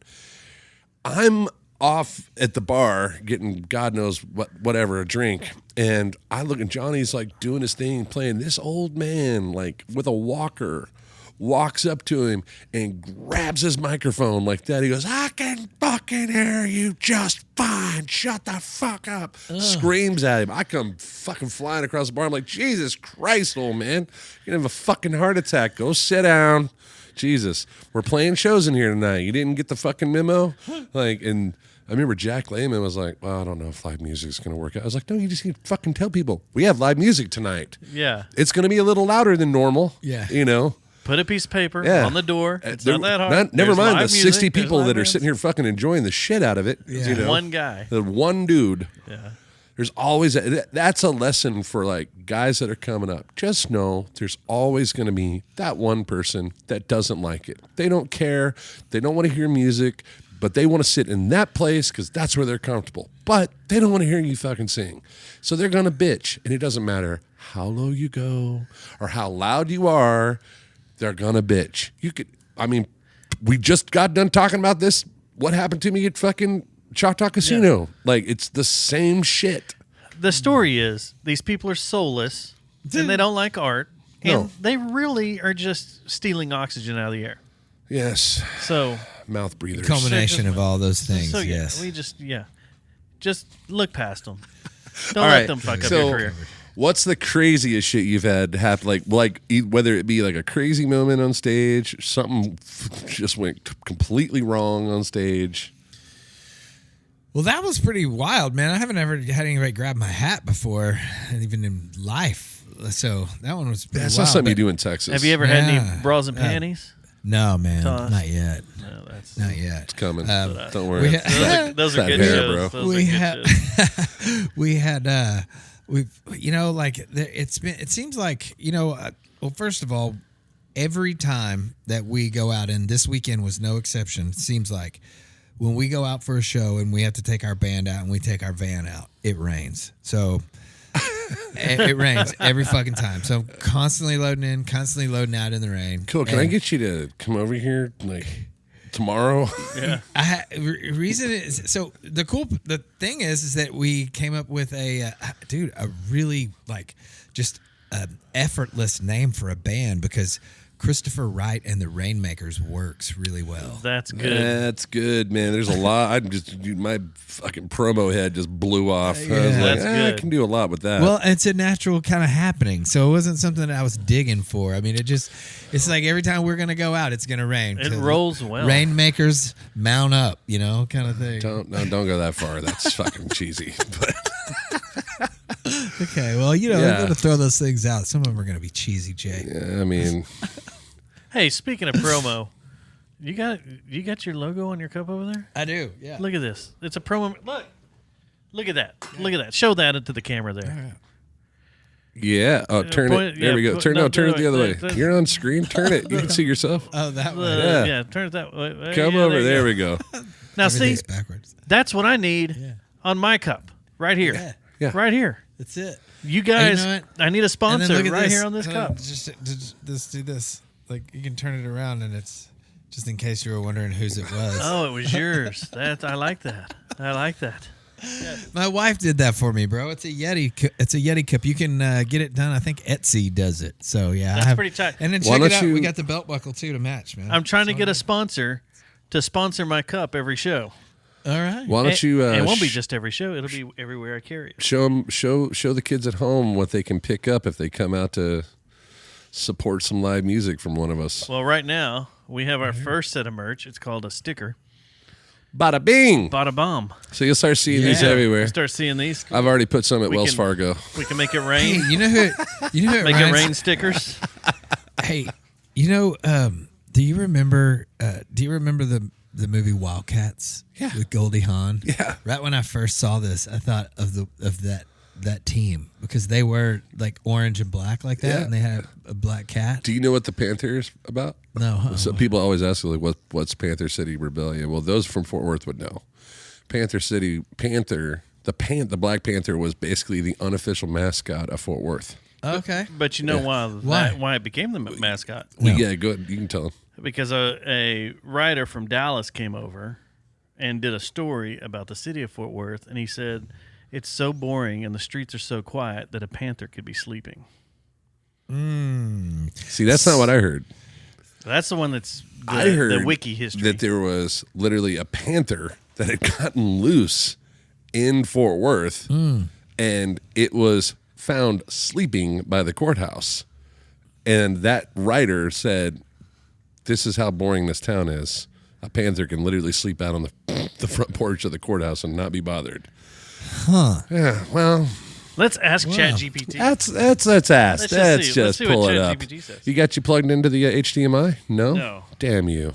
But I can do that. Damn. Here we have these screens for nothing. No, we've got them. You know, people at home want to see shit like that. That's cool though. I was gonna go to. Well, then they thought that maybe a mountain lion came through town and they thought it was a panther or something like. Because we have big cats that are around. The rebellion part came from the Richland Rebels, which were in North Richland Hills, which is which is no longer the Richland Rebels. So Panther City Rebellion. Oh, I like it. I dig it. Yeah, Richland Royals. Kind of like, Washington Redskins is now the Commanders. They're commanding your attention. They're getting sued. Yeah, I heard.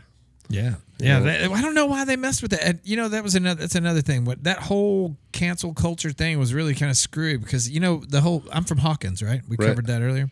So East Texas and Hawkins, there was when you drive through Hawkins on I-80, it says, "Welcome to the international home of pancakes," and the reason is because Mrs. Buttersworth, or like basically it was actually. God bless that woman, by the way. The whole the Aunt Jemima thing. You know how they took her off the thing? Well, so that whole deal, Aunt Jemima's from Hawkins. Oh, I didn't know Aunt Jemima's from Hawkins. So there was two cats. They were coming in from Shreveport, and they were selling syrup, and they were needing to come to Dallas to market it to a marketing team here in Dallas. Oh, wow. And on their way in on 80, they stopped in Hawkins, and at Petty's Cafe, there was a little lady, and she had a little do-rag on, and they asked if they could use her likeness for that for their syrup. And so they did a little deal on a napkin there. It's put her kids through school, like on the residuals. Yeah. So that family didn't have any say whatsoever in whether or not Aunt Jemima was going to be canceled. They didn't. It was probably some group of white women somewhere that were like, "Oh, that's just horrible that they're putting her on that." I think we need to feel like we need a virtue signal and just say that's terrible. And then Sacagawea is no longer on the butter. My wife was looking for butter the other day, and she was like, "Where's that other butter?" And I was like, "Honey, Sacagawea hadn't been on that butter since 2021. Land O'Lakes. Yeah, that's Land O'Lakes. And how does the Sacagawea feel about that? So you know what I'm saying? Well, she's not alive. How does her well, she's not alive, but her ancestors. Hey, dude, she's watching. She's watching. She's watching. She she's knows. Pissed. Yeah, can she's you like, imagine? I made the butter and y'all fucking took me off of it. Can you imagine like when the people that wanted her off there, when they die, that's like one of the first souls are greeted by like, listen, I had a good thing going with my whole family. You fucked it up. Welcome. Scalped. So we're gonna put you over here in purgatory for a little bit. Scalped. Just sit over here for a couple thousand years. All right, you want the answer? Yeah, let's hear it. Let's pull up my screen here. Oh shit, that's Tiffany. Hey girl. Hey, that's Tiffany. Shut up. That's Tiffany. That's Tiffany at. Who said that? I still would. Yes. All right. I love that guy. Dude, I don't want to know what was coming up on his screen. Now, Jesus. Like, She's back. She's back. There she She's is. back. There she is. She's killing it. And she's got her phone on I stage just with feel like her. something else on 'Cause those she- tabs. It could be a big black thing. She couldn't coming across the remember screen. how to. She couldn't remember the lyrics to the song, so she had to pull her phone out. Whatever. All right. Fort Worth earned the nickname Panther City from a story that started as an insult. In 1875, during an economic downturn after the Panic of 1873, a Dallas lawyer named Robert E. Cowart visited Fort Worth. At the time, Fort Worth's growth had stalled because the railroad hadn't yet arrived. Cowart later wrote a newspaper piece mocking the town, claiming it was so slow and sleepy that he saw a panther lounging on the courthouse steps. That's it. There it is. Yeah. Instead of being offended, Fort Worth residents embraced the story. They adopted the panther as a symbol of resilience and pride, essentially turning a jab into a badge of honor. Okay, cool. Yeah. So, All right. fuck Learn you, but something thank every you, day. Robert. You know? Yeah. Son of a bitch. I'll be damned. But we got a cool name out of it. Do we have a Very picture cool. of him? I'd like to see a picture of this Robert E. Cowart. Maybe he'll be on the next sticker. Oh, Oh, there he is. Check him out. dude, maybe we can make. There he is. Okay. Okay, yeah. Go ahead and right click, save that picture of him, and we're going to make it like one of those things where you put it on the back of the urinal and use it as a target. Yeah. No. Yeah. We put him in all the Fort Worth urinals. Yes. Yes. Yes. Yes.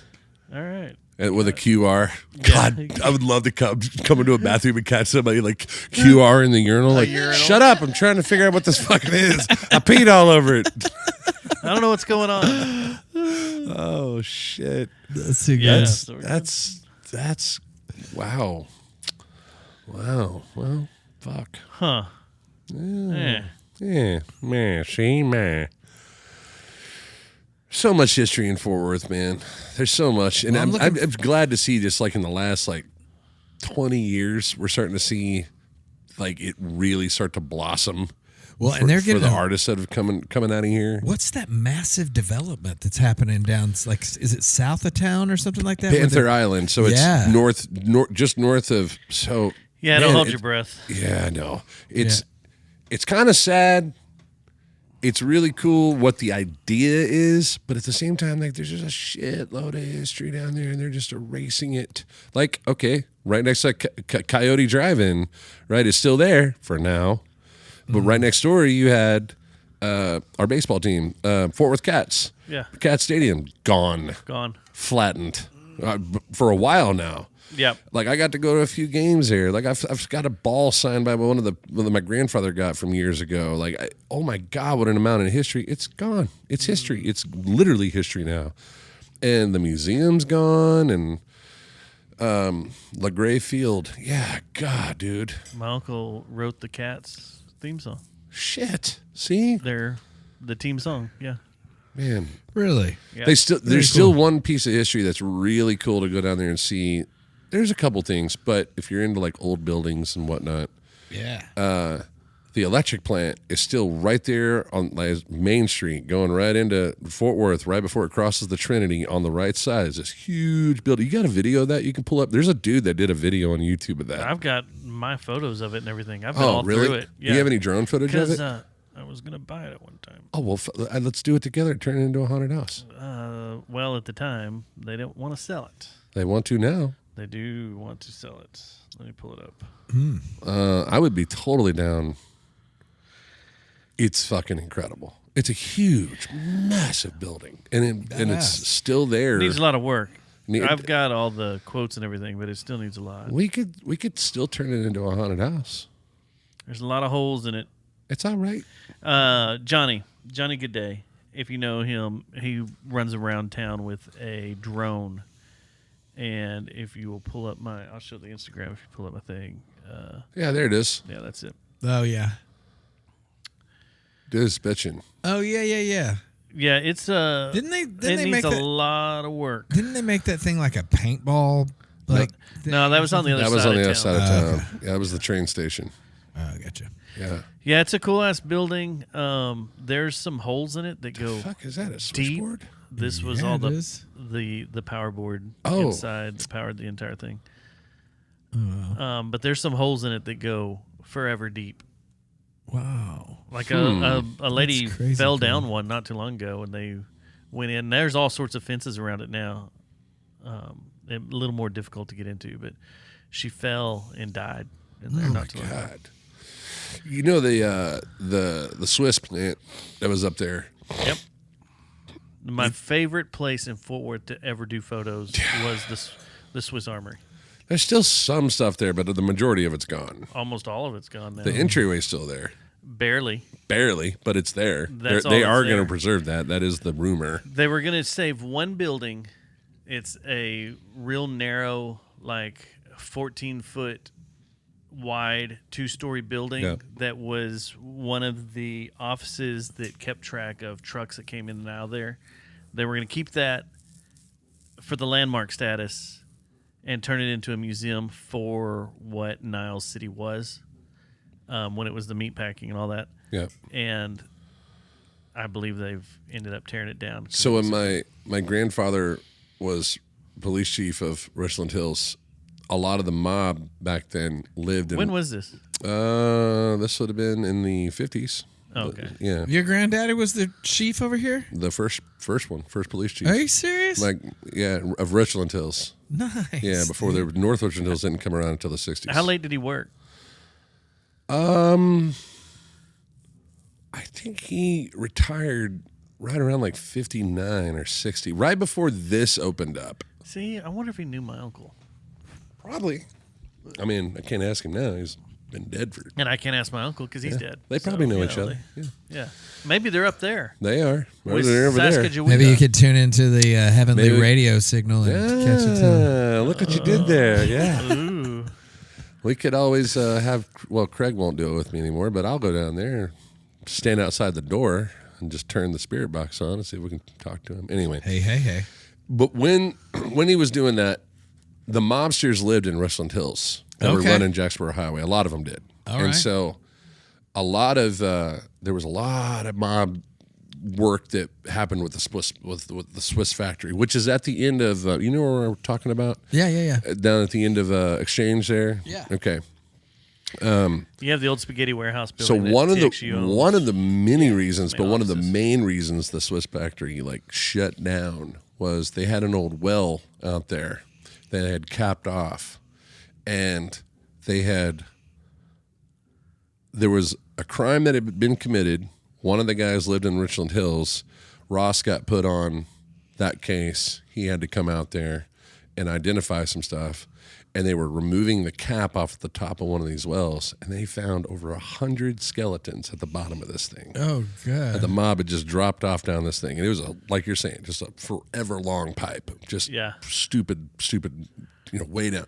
Well, that capped off well stayed there all the way up until recently, when they tore it down. And if you are familiar with it, let's say you're coming from Spaghetti Warehouse and the Swiss plant's on your left, as you're nearing the entryway to turn left on that, what is that street right there? I can't fucking remember. But you turn left there, the big building that was still there, all eroded, and in the back of it was completely ripped off. At the bottom of that, outside on the grass, was the well. It was huge. It had a huge concrete deal on it. There was no way to move it. You had to get a tractor over there. Yeah. And it was still there. But that was one of the reasons it shut down, because they finally put two and two together, that the mob was controlling the Swiss factory. And then Craig and I did an investigation with Paratheory that still has got me rattled to this day. But some of the stuff that him and I found out, that we weren't even going into the investigation to find out that anything would come from the Swiss factory. And then this all got tied in together, and we learned by going on that investigation that we found out a bunch of ties to Eamon Carter and Colonel Waples and the Swiss plant and Waples Platter and the Star Telegram. And I was like, holy shit. Like, we should back the fuck off and disappear into the dark and not talk about this. We kind of... The episode's out there on YouTube. You can go check it out under Paratheory. It's under Waples Plantation Part 1 and 2. Or no, it's just one, isn't it, Craig? I can't remember if it's two parts. Is it... Well, I know we did the VFW. That was 2 for sure, but... I can't remember. Well, because we shot it like 4 fucking times to try and, okay. Pretty interesting. Some of the shit we found out, how it all kind of rolled in with each other. I was like, oh my God. Like, that history just, there's so much dark history about Fort Worth. And we've talked about this before, but just, there is so, I don't know if have we talked about it on the cast at all? I don't know if we've gone in 100% yet. Yeah. About everything that's rotten around here. There's so much. I would love to get like some of the like officers that work Fort Worth to come in, or maybe that are retired and want to talk about it, because there's so much dark history to Fort Worth. It's unbelievable. They've done their absolute best to bury it. Interesting. Like.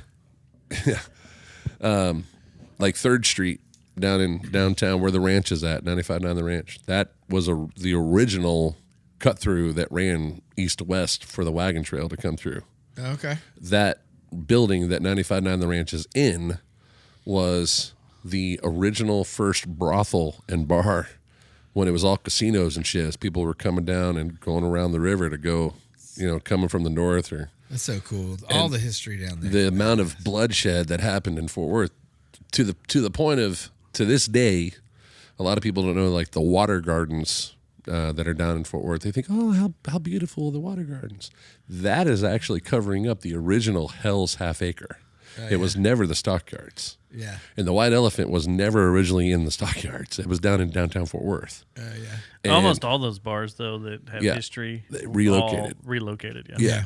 And so like they put a water garden in to wash away the sins and bad blood of Hell's Half Acre. No, they didn't. They put it in for Logan's Run. Oh yeah, totally. To shoot Logan's Run. Yeah, that and a nice place to hang out. I mean, anyway. But yeah, it was it's a trip. How much that's. But today, to see like even like people flocking to the stockyards is pretty amazing. But God, if they only knew what they were walking across. Like you can only get so many stories. You got to kind of live here and dive deep to find out like, holy shit. Like, well, for instance, Sunday, where I was talking about this earlier, we went down to the McBride, Colton McBride benefit. It's been going on for 11 years now. Ryan McBride and his family put it on. Big shout out to them. You guys kill it every year, man. Congrats. It was really cool to talk to Kip Richard, who's going to be coming on the show. They did a memorial to the legendary Matt Blevins, who passed this year or just before this year. And they did a moment of silence for him. If you guys don't know who Matt Blevins is, make sure that you do your homework. Check that guy out. He's a legend for Texas, period. And it's sad that there's not going to be another Matt Blevins, to think he was an auctioneer. What a story, and what an ending. Our health system and our tax is such bullshit. I could go down this total road. Here's a guy that raised millions and millions of dollars for people in healthcare, like doing benefits for them, and raised millions of dollars. But they wouldn't allow him to do a benefit for himself to help with his health. Stupid. It was like, are you no fucking sense. kidding me? This guy saved so many people's lives, and you're not going to let us do a benefit for him because he's an auctioneer. It's like, what? Yeah, that's the not fuck. right. But yeah, we can travel down that another day. But getting to go under, Longhorn Saloon and see the basement down there and see the 10-foot ceiling and see how this is all still dirt down there. Like the owner took all the stuff out of there. He's got it in a warehouse now. Wow. But dude, like him offering, saying like, you want to come down here with a metal detector? I'm like, fuck, yes I do. Are you kidding? Almost every basement in the stockyards is dirt. Oh, bottles, because 100%. I've worked in just about all of them. It was crazy It's that the one interesting. in the bottom of Cadillac, you for the long before the fire, you could go down and we can go through Cadillacs to use the bathroom. You'd have to go down this old rickety ass stairwell and turn right. Yep. There's the shitter, right? But you look left, they had it as like storage, like dry storage kind of deal. Yeah. There was a piece of the wall that was like a big oval, like round doorway, and what that was is, if I'm correct, I think Cadillacs was originally a bank, and how they would it was either the bank was Cadillacs or it was Letty's down on the corner that was the bank. I think Letty's was. Letty's was the bank. Yeah. It was one of the two, but that tunnel ran all the way down through to Letty's and up to Cadillac. And it was how they would transfer the money back in the wagon days. So like the money would come in, and if they had to make a run with the money to transfer to another bank or make a big like deposit or whatever, they would come out that tunnel while everybody was up here. They'd come out down here and the wagon would take off and nobody would see them. Well, and apparently the hotel down there also had a tunnel going to the bank, Totally. so it could transfer stuff without being besides hitting the the street and everything. the subway, take that out of the equation. There are tunnels that run from north side all the way to south side, and from west side all the way to east side. Tunnels that run all up under there to a point where, back there in the what was it, when we were being like back in the like 60s, we were being threatened with the bomb to come over. Oh, yeah, Cold War. So they were training kids to get in the hallway and get under their desk and stuff like that. They had made a place for people to go underground, and this is where they were going to go shelter. But it was all like the high and mighty, like the rich. What was that movie that came? I thought about that when I saw that movie. There was a movie that came out in the last couple of years. Day After Tomorrow. Was that it? And they all had believe tickets so, to get or on something the like that, to get on the ship or whatever because the world was going to flood. Oh no, I'm thinking of the first nuclear movie that made everybody go crazy and freak out. That was in the late 80s. I can't think of what it is, but it was interesting because it was like, that's you're not far off, because they were like, the elite would be able to go under Fort Worth, Right. And if you to this day down there are still, I mean, he can tell you, There's a ton of tunnels running through tons through Fort Worth from building to building. It's and like here that to in there. Lubbock too. It's and no one knows about them. There's a few that are public. Yeah. There's few that are actually used to transverse from building to building. Like Cherry Street, the big Cherry Street building has a tunnel you can walk through, and there's a glass pyramid you can see there at 7th and Cherry Street, I think, is the stop where the big businessman is. There's a triangle in the street that's glass that you can look down and see the tunnel, but it goes from one building to another because it leads from Cherry Street over to a parking garage and where a Subway and some restaurants are and stuff. Very You still have your, well, you could, there is a crazy fuck that's on YouTube that has a mini bike. Yes. Have you seen That this was the dude? next thing I was going to say. Holy So this dude- shit. Pull it up. He's got a bicycle and a mini bike. I can't remember his name because I was looking for him Just the look other up day. mini bike goes in tunnels of Fort Worth. This dude is fucking crazy, Chris. When do you call this? When did you cut this off? I told Angela I was going to be home at 8:30. Oh, week 9. Oh, okay, cool. Yeah, we'll have I you didn't play know- here in a minute. And, Okay, cool. I didn't know what to tell her. yeah. Like, yeah, my bad. So Yeah. this Sorry, honey. Not going to be home for Till 10. Nookie. So this dude, I haven't eaten anything. I'm starving. Stop it. I'm starving. Just make sure my it stays. gut's eating my butt. She's asking me if I'm wanting to partake in dinner, and I'm sitting here going yes, but just put it in the oven or something. I don't But know. Whataburger sounds There he is. fucking amazing. Here, pull this up, Craig. let me make it big. Here, don't pull this up. This is a dumb ad. Not our sponsor. sponsor. Get Don't off look our at this. screen. Not this You- one either. Get off of here. Oh, not I that don't even either. know what's happened. It's a game with a pregnant lady's got to jump across a gap. You don't No, have- I don't want to see the end. No, not this one. She farted right when she got on the other side too. So this dude rides a bike. I'm gonna just fast forward. Okay. This dude. Look at this, Chris. This dude is nuts. So he hides over here. This is over in Fort Worth. This looks like it's over on like the white settlement side. It kind of does. I think this Alliance. This is not Alliance. Yeah. No fucking that's way. Alliance. That's 35 right there. This is Eagle Parkway. I know this area very well. No way. Yeah. Is that really? So he goes riding around. This, I don't know where it's at. I fast forwarded because it shows him going down the highway and doing all sorts of stuff. This is you can see the ballpark. That's the Ridgely area. Yeah. So he goes, like there's 11 minutes of him riding around the city. So he finds this tunnel. Just skip forward to it. Hold on. Yeah, here it is. Yeah. So he goes down this embankment. He's like, all right, there's a tunnel, whatever, blah, blah, blah. Make sure no one's looking. Which I don't know what this dude in the golf cart's doing. And he takes off into Fort Worth, into these tunnels, and Full goes blown. forever. Yeah. He's got so you can see on the front of his bike. Yeah, there it is. He turned it on. Now he's going into this tunnel.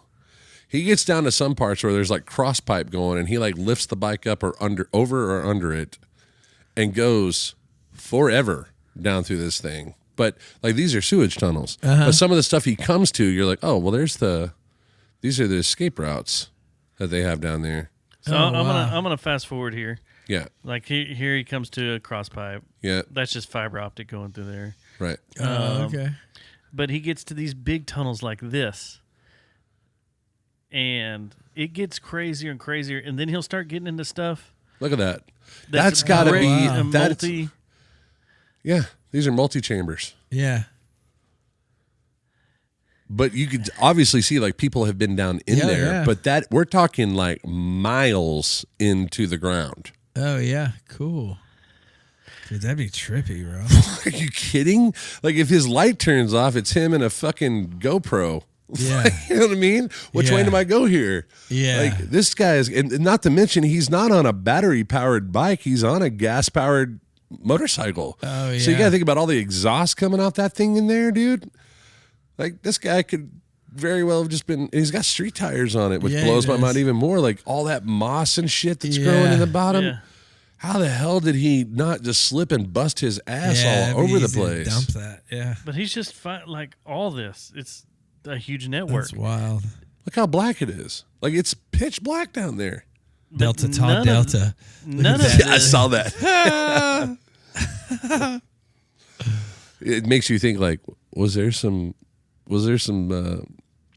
frat boys from SAE, dude. Are you serious? That's all TCU kids down there. So it could be like, And Lubbock has the same shit going on. could they have, what I'm wondering is like, he was only in the tunnels. Like there's gotta be somewhere close to that within walking distance, a huge chamber that opens up down there where Yeah, they were all right. partying. Right? You know what I mean? Yeah. I mean, they had that in OKC. They still got it. Well, the other thing in one of the videos I came across is he comes to a door, and he can't get it open, but it's like an iron door with a wheel and everything. But he tries to get it open, he can't get it open.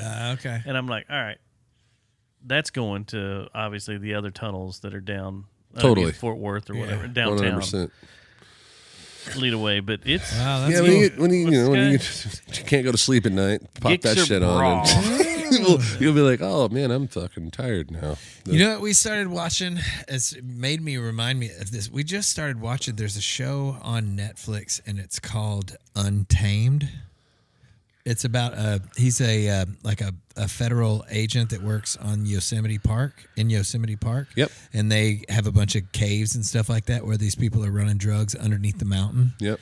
And it's kind of we just watched it last night, and that's what it just reminded me of. It was There was seen that. There was a Yeah, thing that came out like a great year, show. 2 years ago that was, and it was since been proven it was a hoax, but it was about Yosemite and Yellowstone. You know, it was saying that they found an underground colony that was ancient, and they were showing this, and me and Bob were super stoked. We were like, "Holy shit!" It was going to rewrite history, and then it came out it was a hoax. And god damn it, we were just like, "Damn sons of bitches!" everybody's trying to well. get Trying to everybody fuck us excited here, about man. some shit. Have you seen what's his name show on Netflix? The ancient archaeology. of the other world where he's trying to find all these. He thinks that there were great civilizations before us that were completely wiped out and made us start from scratch. Yeah. And that's what he's trying to prove. Could be. And there's all these places in the U.S. where there is buried colonies, and they found them by LiDAR. They've gone through and done, LiDAR and surface penetrating. I guess we're all going to radar find stuff. out. What is it? August 12th? That's when we lose gravity. That's not. I mean, have you heard about this? No. August 12th. It is dated by scientists that we are supposed to lose gravity on Earth for 7 I seconds. thought you said you found out that it was. Is it bullshit? I can't was remember if it's bullshit. bullshit or not. You put it in the show notes that it's bullshit, but we never got to it. Like on the next episode, Oh. that you found out that it was a hoax. Or is it? We don't know if it's a hoax. Are you sure? Because there are people saying it's a hoax and there's people saying that it's not a hoax. But NASA never did come forward and say we're going to lose gravity for 7 seconds. It was somebody saying that NASA did that. Okay, so if you're screwing around on Netflix at night, it's Graham Hancock. He's the guy, and it's called Ancient Civilizations. Man, you got to be careful if you're going to search for Graham Hancock. Well, Really careful.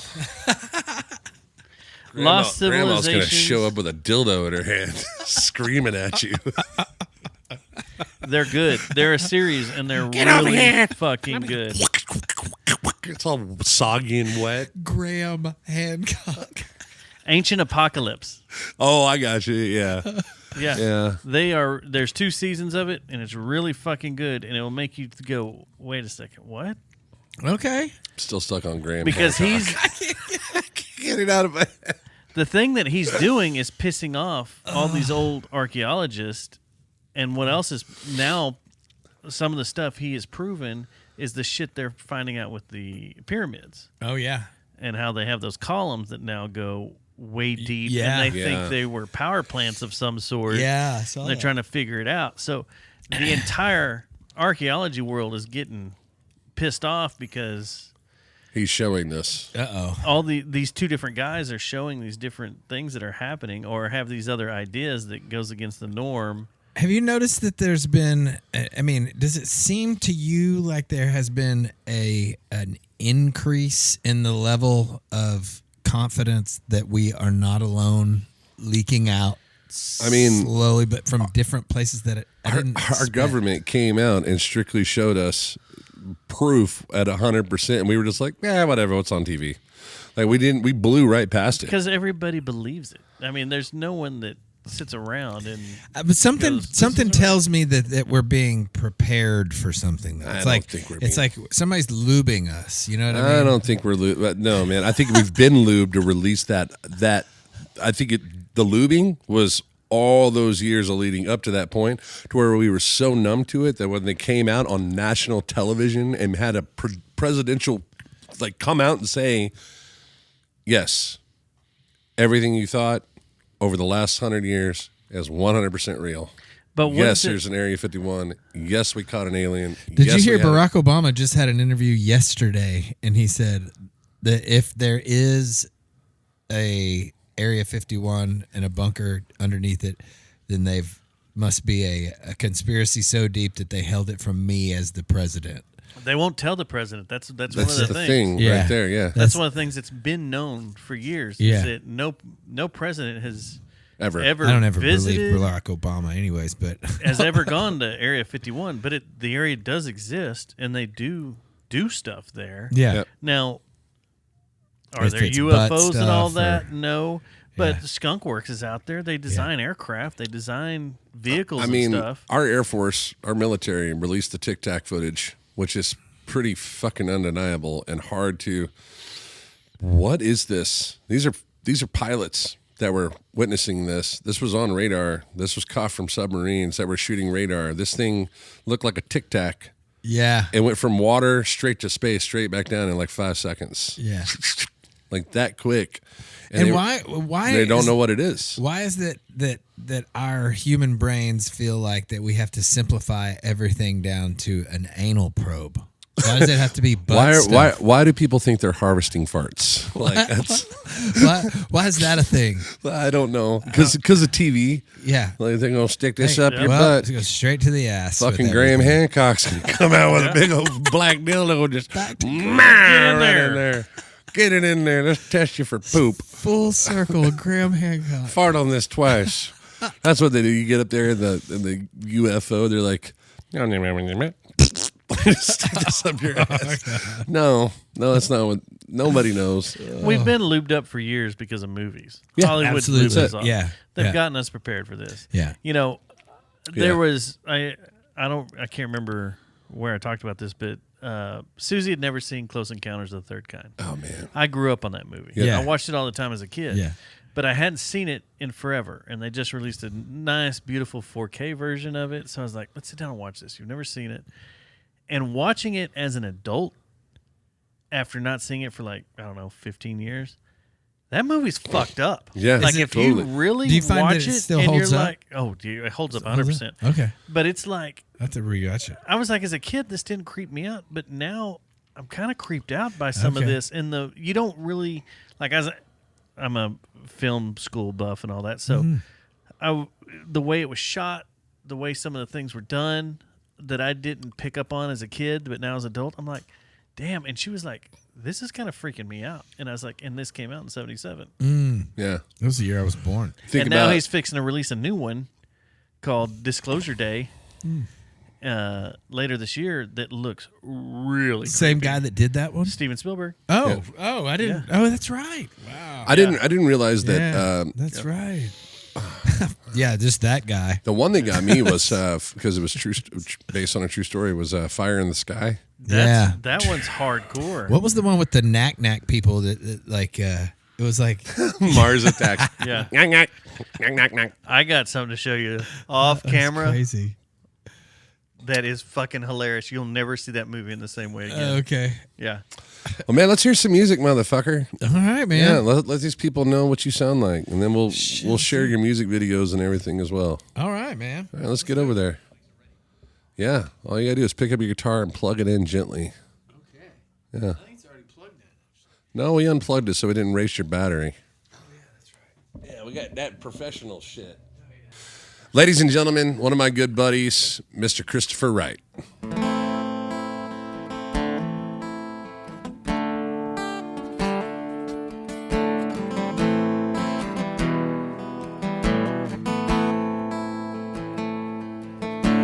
Parallel to me on a distant sea is a man with the same hopes and dreams. Will I see him? I don't know. So to the Father's hands I go, trying to find the calm inside of me. The calm inside of me, yeah. Calm inside of me. Where's the gold under the rainbow? Point me so I'll see. See the man I'm looking for.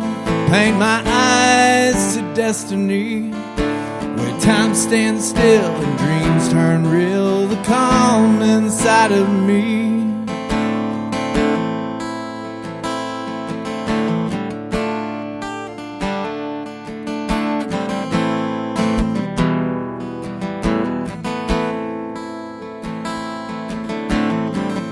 Wonder if he stumbles, does he fall just like the rest? Am I the only one who fumbles? Will I ever pass the test? I see the goodness in my soul. Won't you answer, mister, please? Where's the man I'm looking for? Where's the calm inside of me? The calm inside of me, yeah. The calm inside of me. Where's the gold under the rainbow? Point me so I'll see. See the man I'm looking for. Paint my eyes to destiny, where time stands still and dreams turn real. The calm inside of me.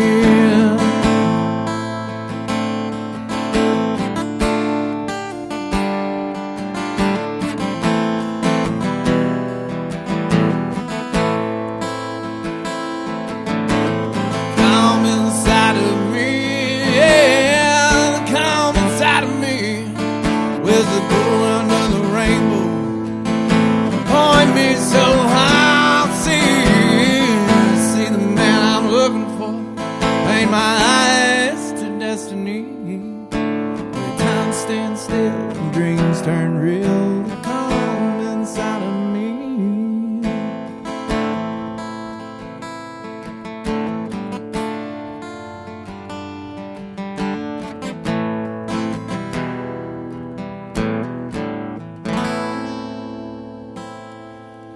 I wrote that song when I was 15 years old, dude. Dude, that's killer, Crazy. man. That's really good, awesome. dude. It's kind of wild that I totally called I was calling my shot on something.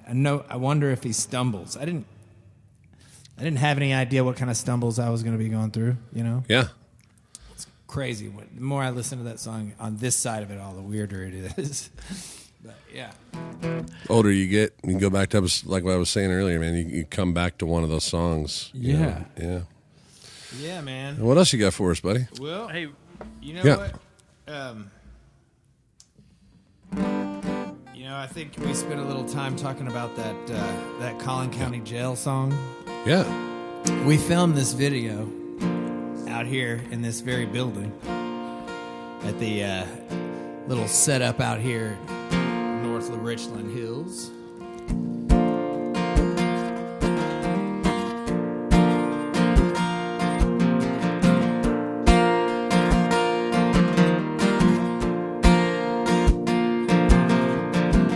Making deals with the ink on my arm in the Collin County Jail. Faded lace on this Celtic cross reminds me how I failed. If I hadn't burned every bridge I'd crossed, maybe they'd go my bail. Instead of making deals with the ink on my arm in the Collin County Jail. It's a fluorescent glare, a foxhole prayer to save my ass, amen. If you get me out of here, good Lord, I won't come back again. List of all the times I've lost and shit I won't get back.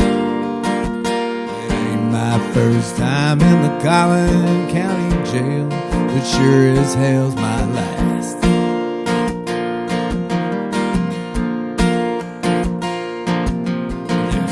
Too many faces in here that I recognize.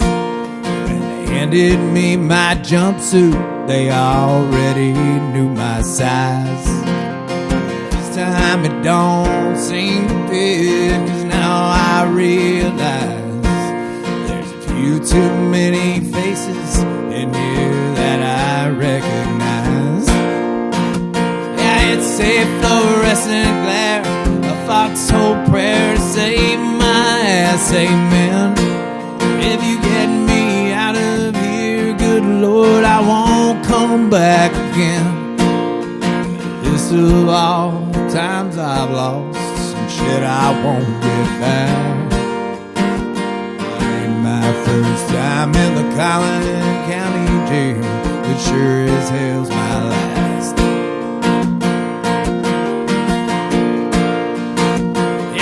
A fluorescent glare, a foxhole prayer to save my ass, amen. If you get me out of here, good Lord, I won't come back again. List of all the times I've lost and shit I won't get back. Ain't my first time in the Collin County Jail, but sure as hell's my last. First time in the Collin County Jail, but it sure as hell is my last. Yeah, buddy. Yeah. Yeah, man. That's fantastic. And then there's the one that we did. Let's hear it.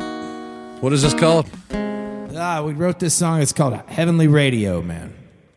Did it with my buddy Zach Teeter out there in Nashville.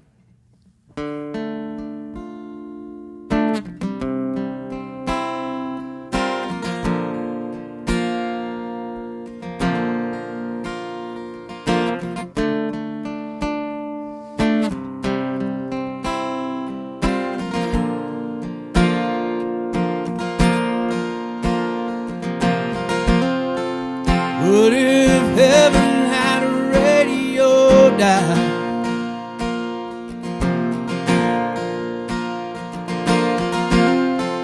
I could tune into you for a while. Could you remind me or help me find my way? Lord, let me listen to that heavenly radio wave.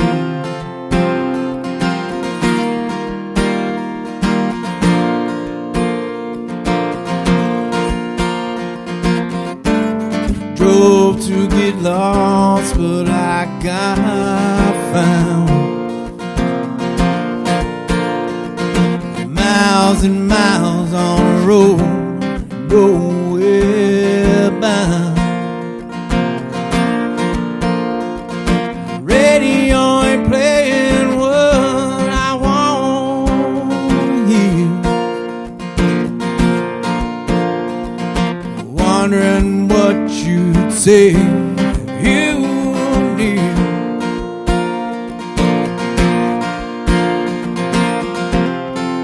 What if heaven had a radio dial?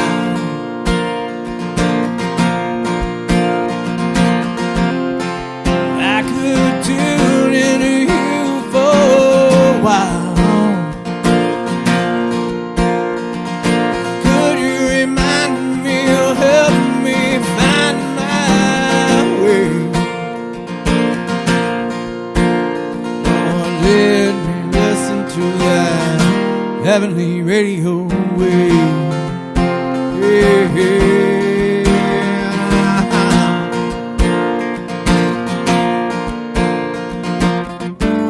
Visions of the melodies I can play. Lyrics on the wind that still remain. Need some help to make sense of it all. Words on the edge and it's about to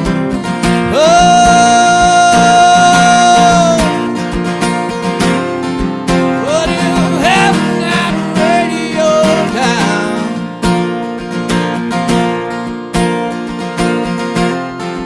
And I could tune into you for a while. Could you remind me or help me find my way? Oh, let me listen to that heavenly radio wave.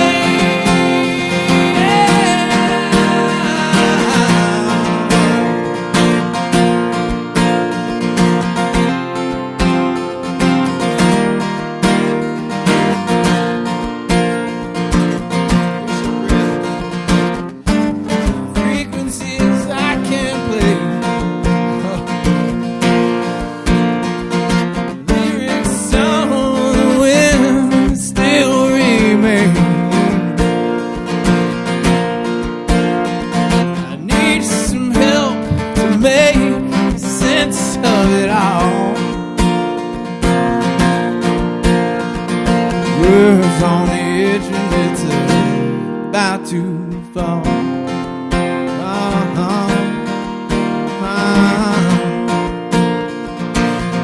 Little addition that you threw in there. Yeah, man. I love that part. Yeah, man. Justin Ross is actually going to need to get some writer's credits on that thing, I think, because, he had bridge. mentioned to me Half a point. in that. Half a in point. that- Half a there point. was I had this lyric in, and I was like, what is tapestries, melodies like tapestries Yeah. across the plains, Right. and it was really difficult to sing. So Justin comes up with the idea of visions of melodies I can play, and it was like, what? Yeah. Okay, that's perfect. So let's do it This'll that way. work. This will work. Yeah. Yeah, man. Yeah, man. So that's a fun song to do live. Dude, fucking A, man. I'm glad. I'm proud of you. You're killing it. You're doing good, dude. Man, thank you. Thank absolutely. you guys for having me over here. But That's awesome. Yeah. So we got a lot more of that to come, dude. Rinse and repeat, right? Rinse and repeat. Hell yeah. 100%. Well, you want to play one more, or you want to... Oh, okay. You going to play... Yes. So Linoleum, I wrote a song called Linoleum. I didn't think that I was ever going to write a song about a flooring product, but I found myself on a floor right next to a toilet, and I couldn't move my hands and my feet. And that cold linoleum floor felt so good down there because I felt so bad. You know what I mean? Have you ever had that? Yeah. Been there, done that. Yep. So I was sitting there. We were in Dripping Springs, and Tobindale was sitting on the couch. And we were just killing time before the next day. We were going to record the rest, some more stuff. And Tobin was just kind of doing this little shuffle. And I was like, man, you ever had that time where you had to be down by the floor and, it's just totally, you're wiped out, but that floor feels so good. And I'm like, let's try this.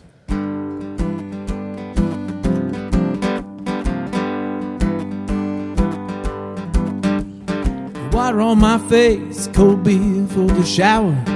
Doing what I gotta do to wash off the night before. Could've been a day, a week, or an hour. No idea who I'm even living for.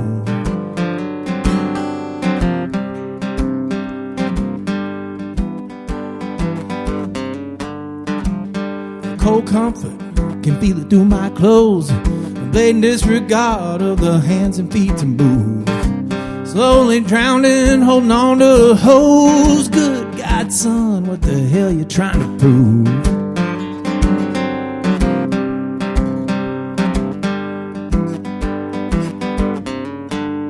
Fighting back the demons, pounding at the door.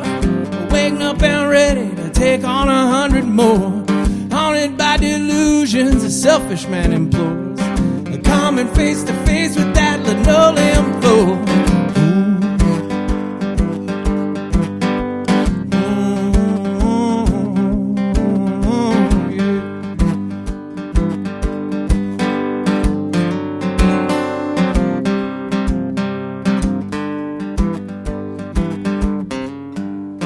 Shaking off the haze, wading through the fuzz.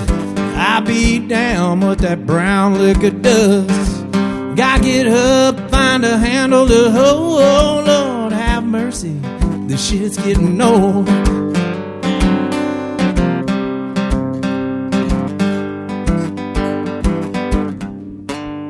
Fighting back the demons, pounding at the door. Waking up and ready to take on 100 more. Haunted by delusions, a selfish man implores. They're coming face to face with that linoleum floor.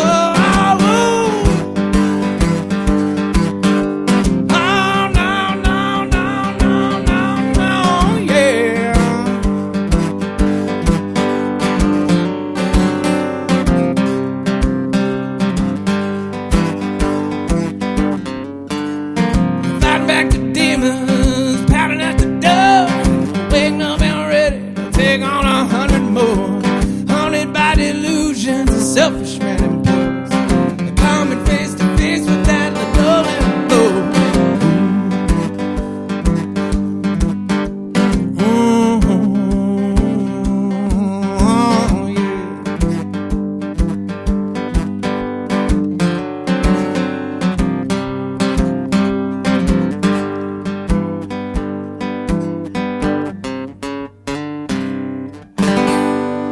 Ladies and gentlemen, Christopher Wright in the house tonight, man. Thank you guys.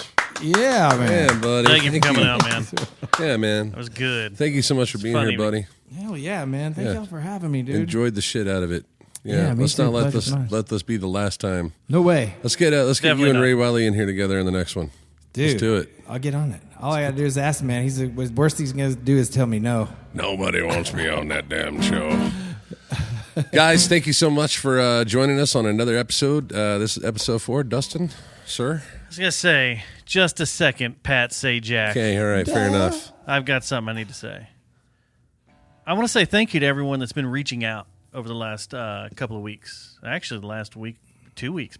Got a lot of messages, a lot of calls from a lot of people, and showing their support, having big words about the show, enjoying the show.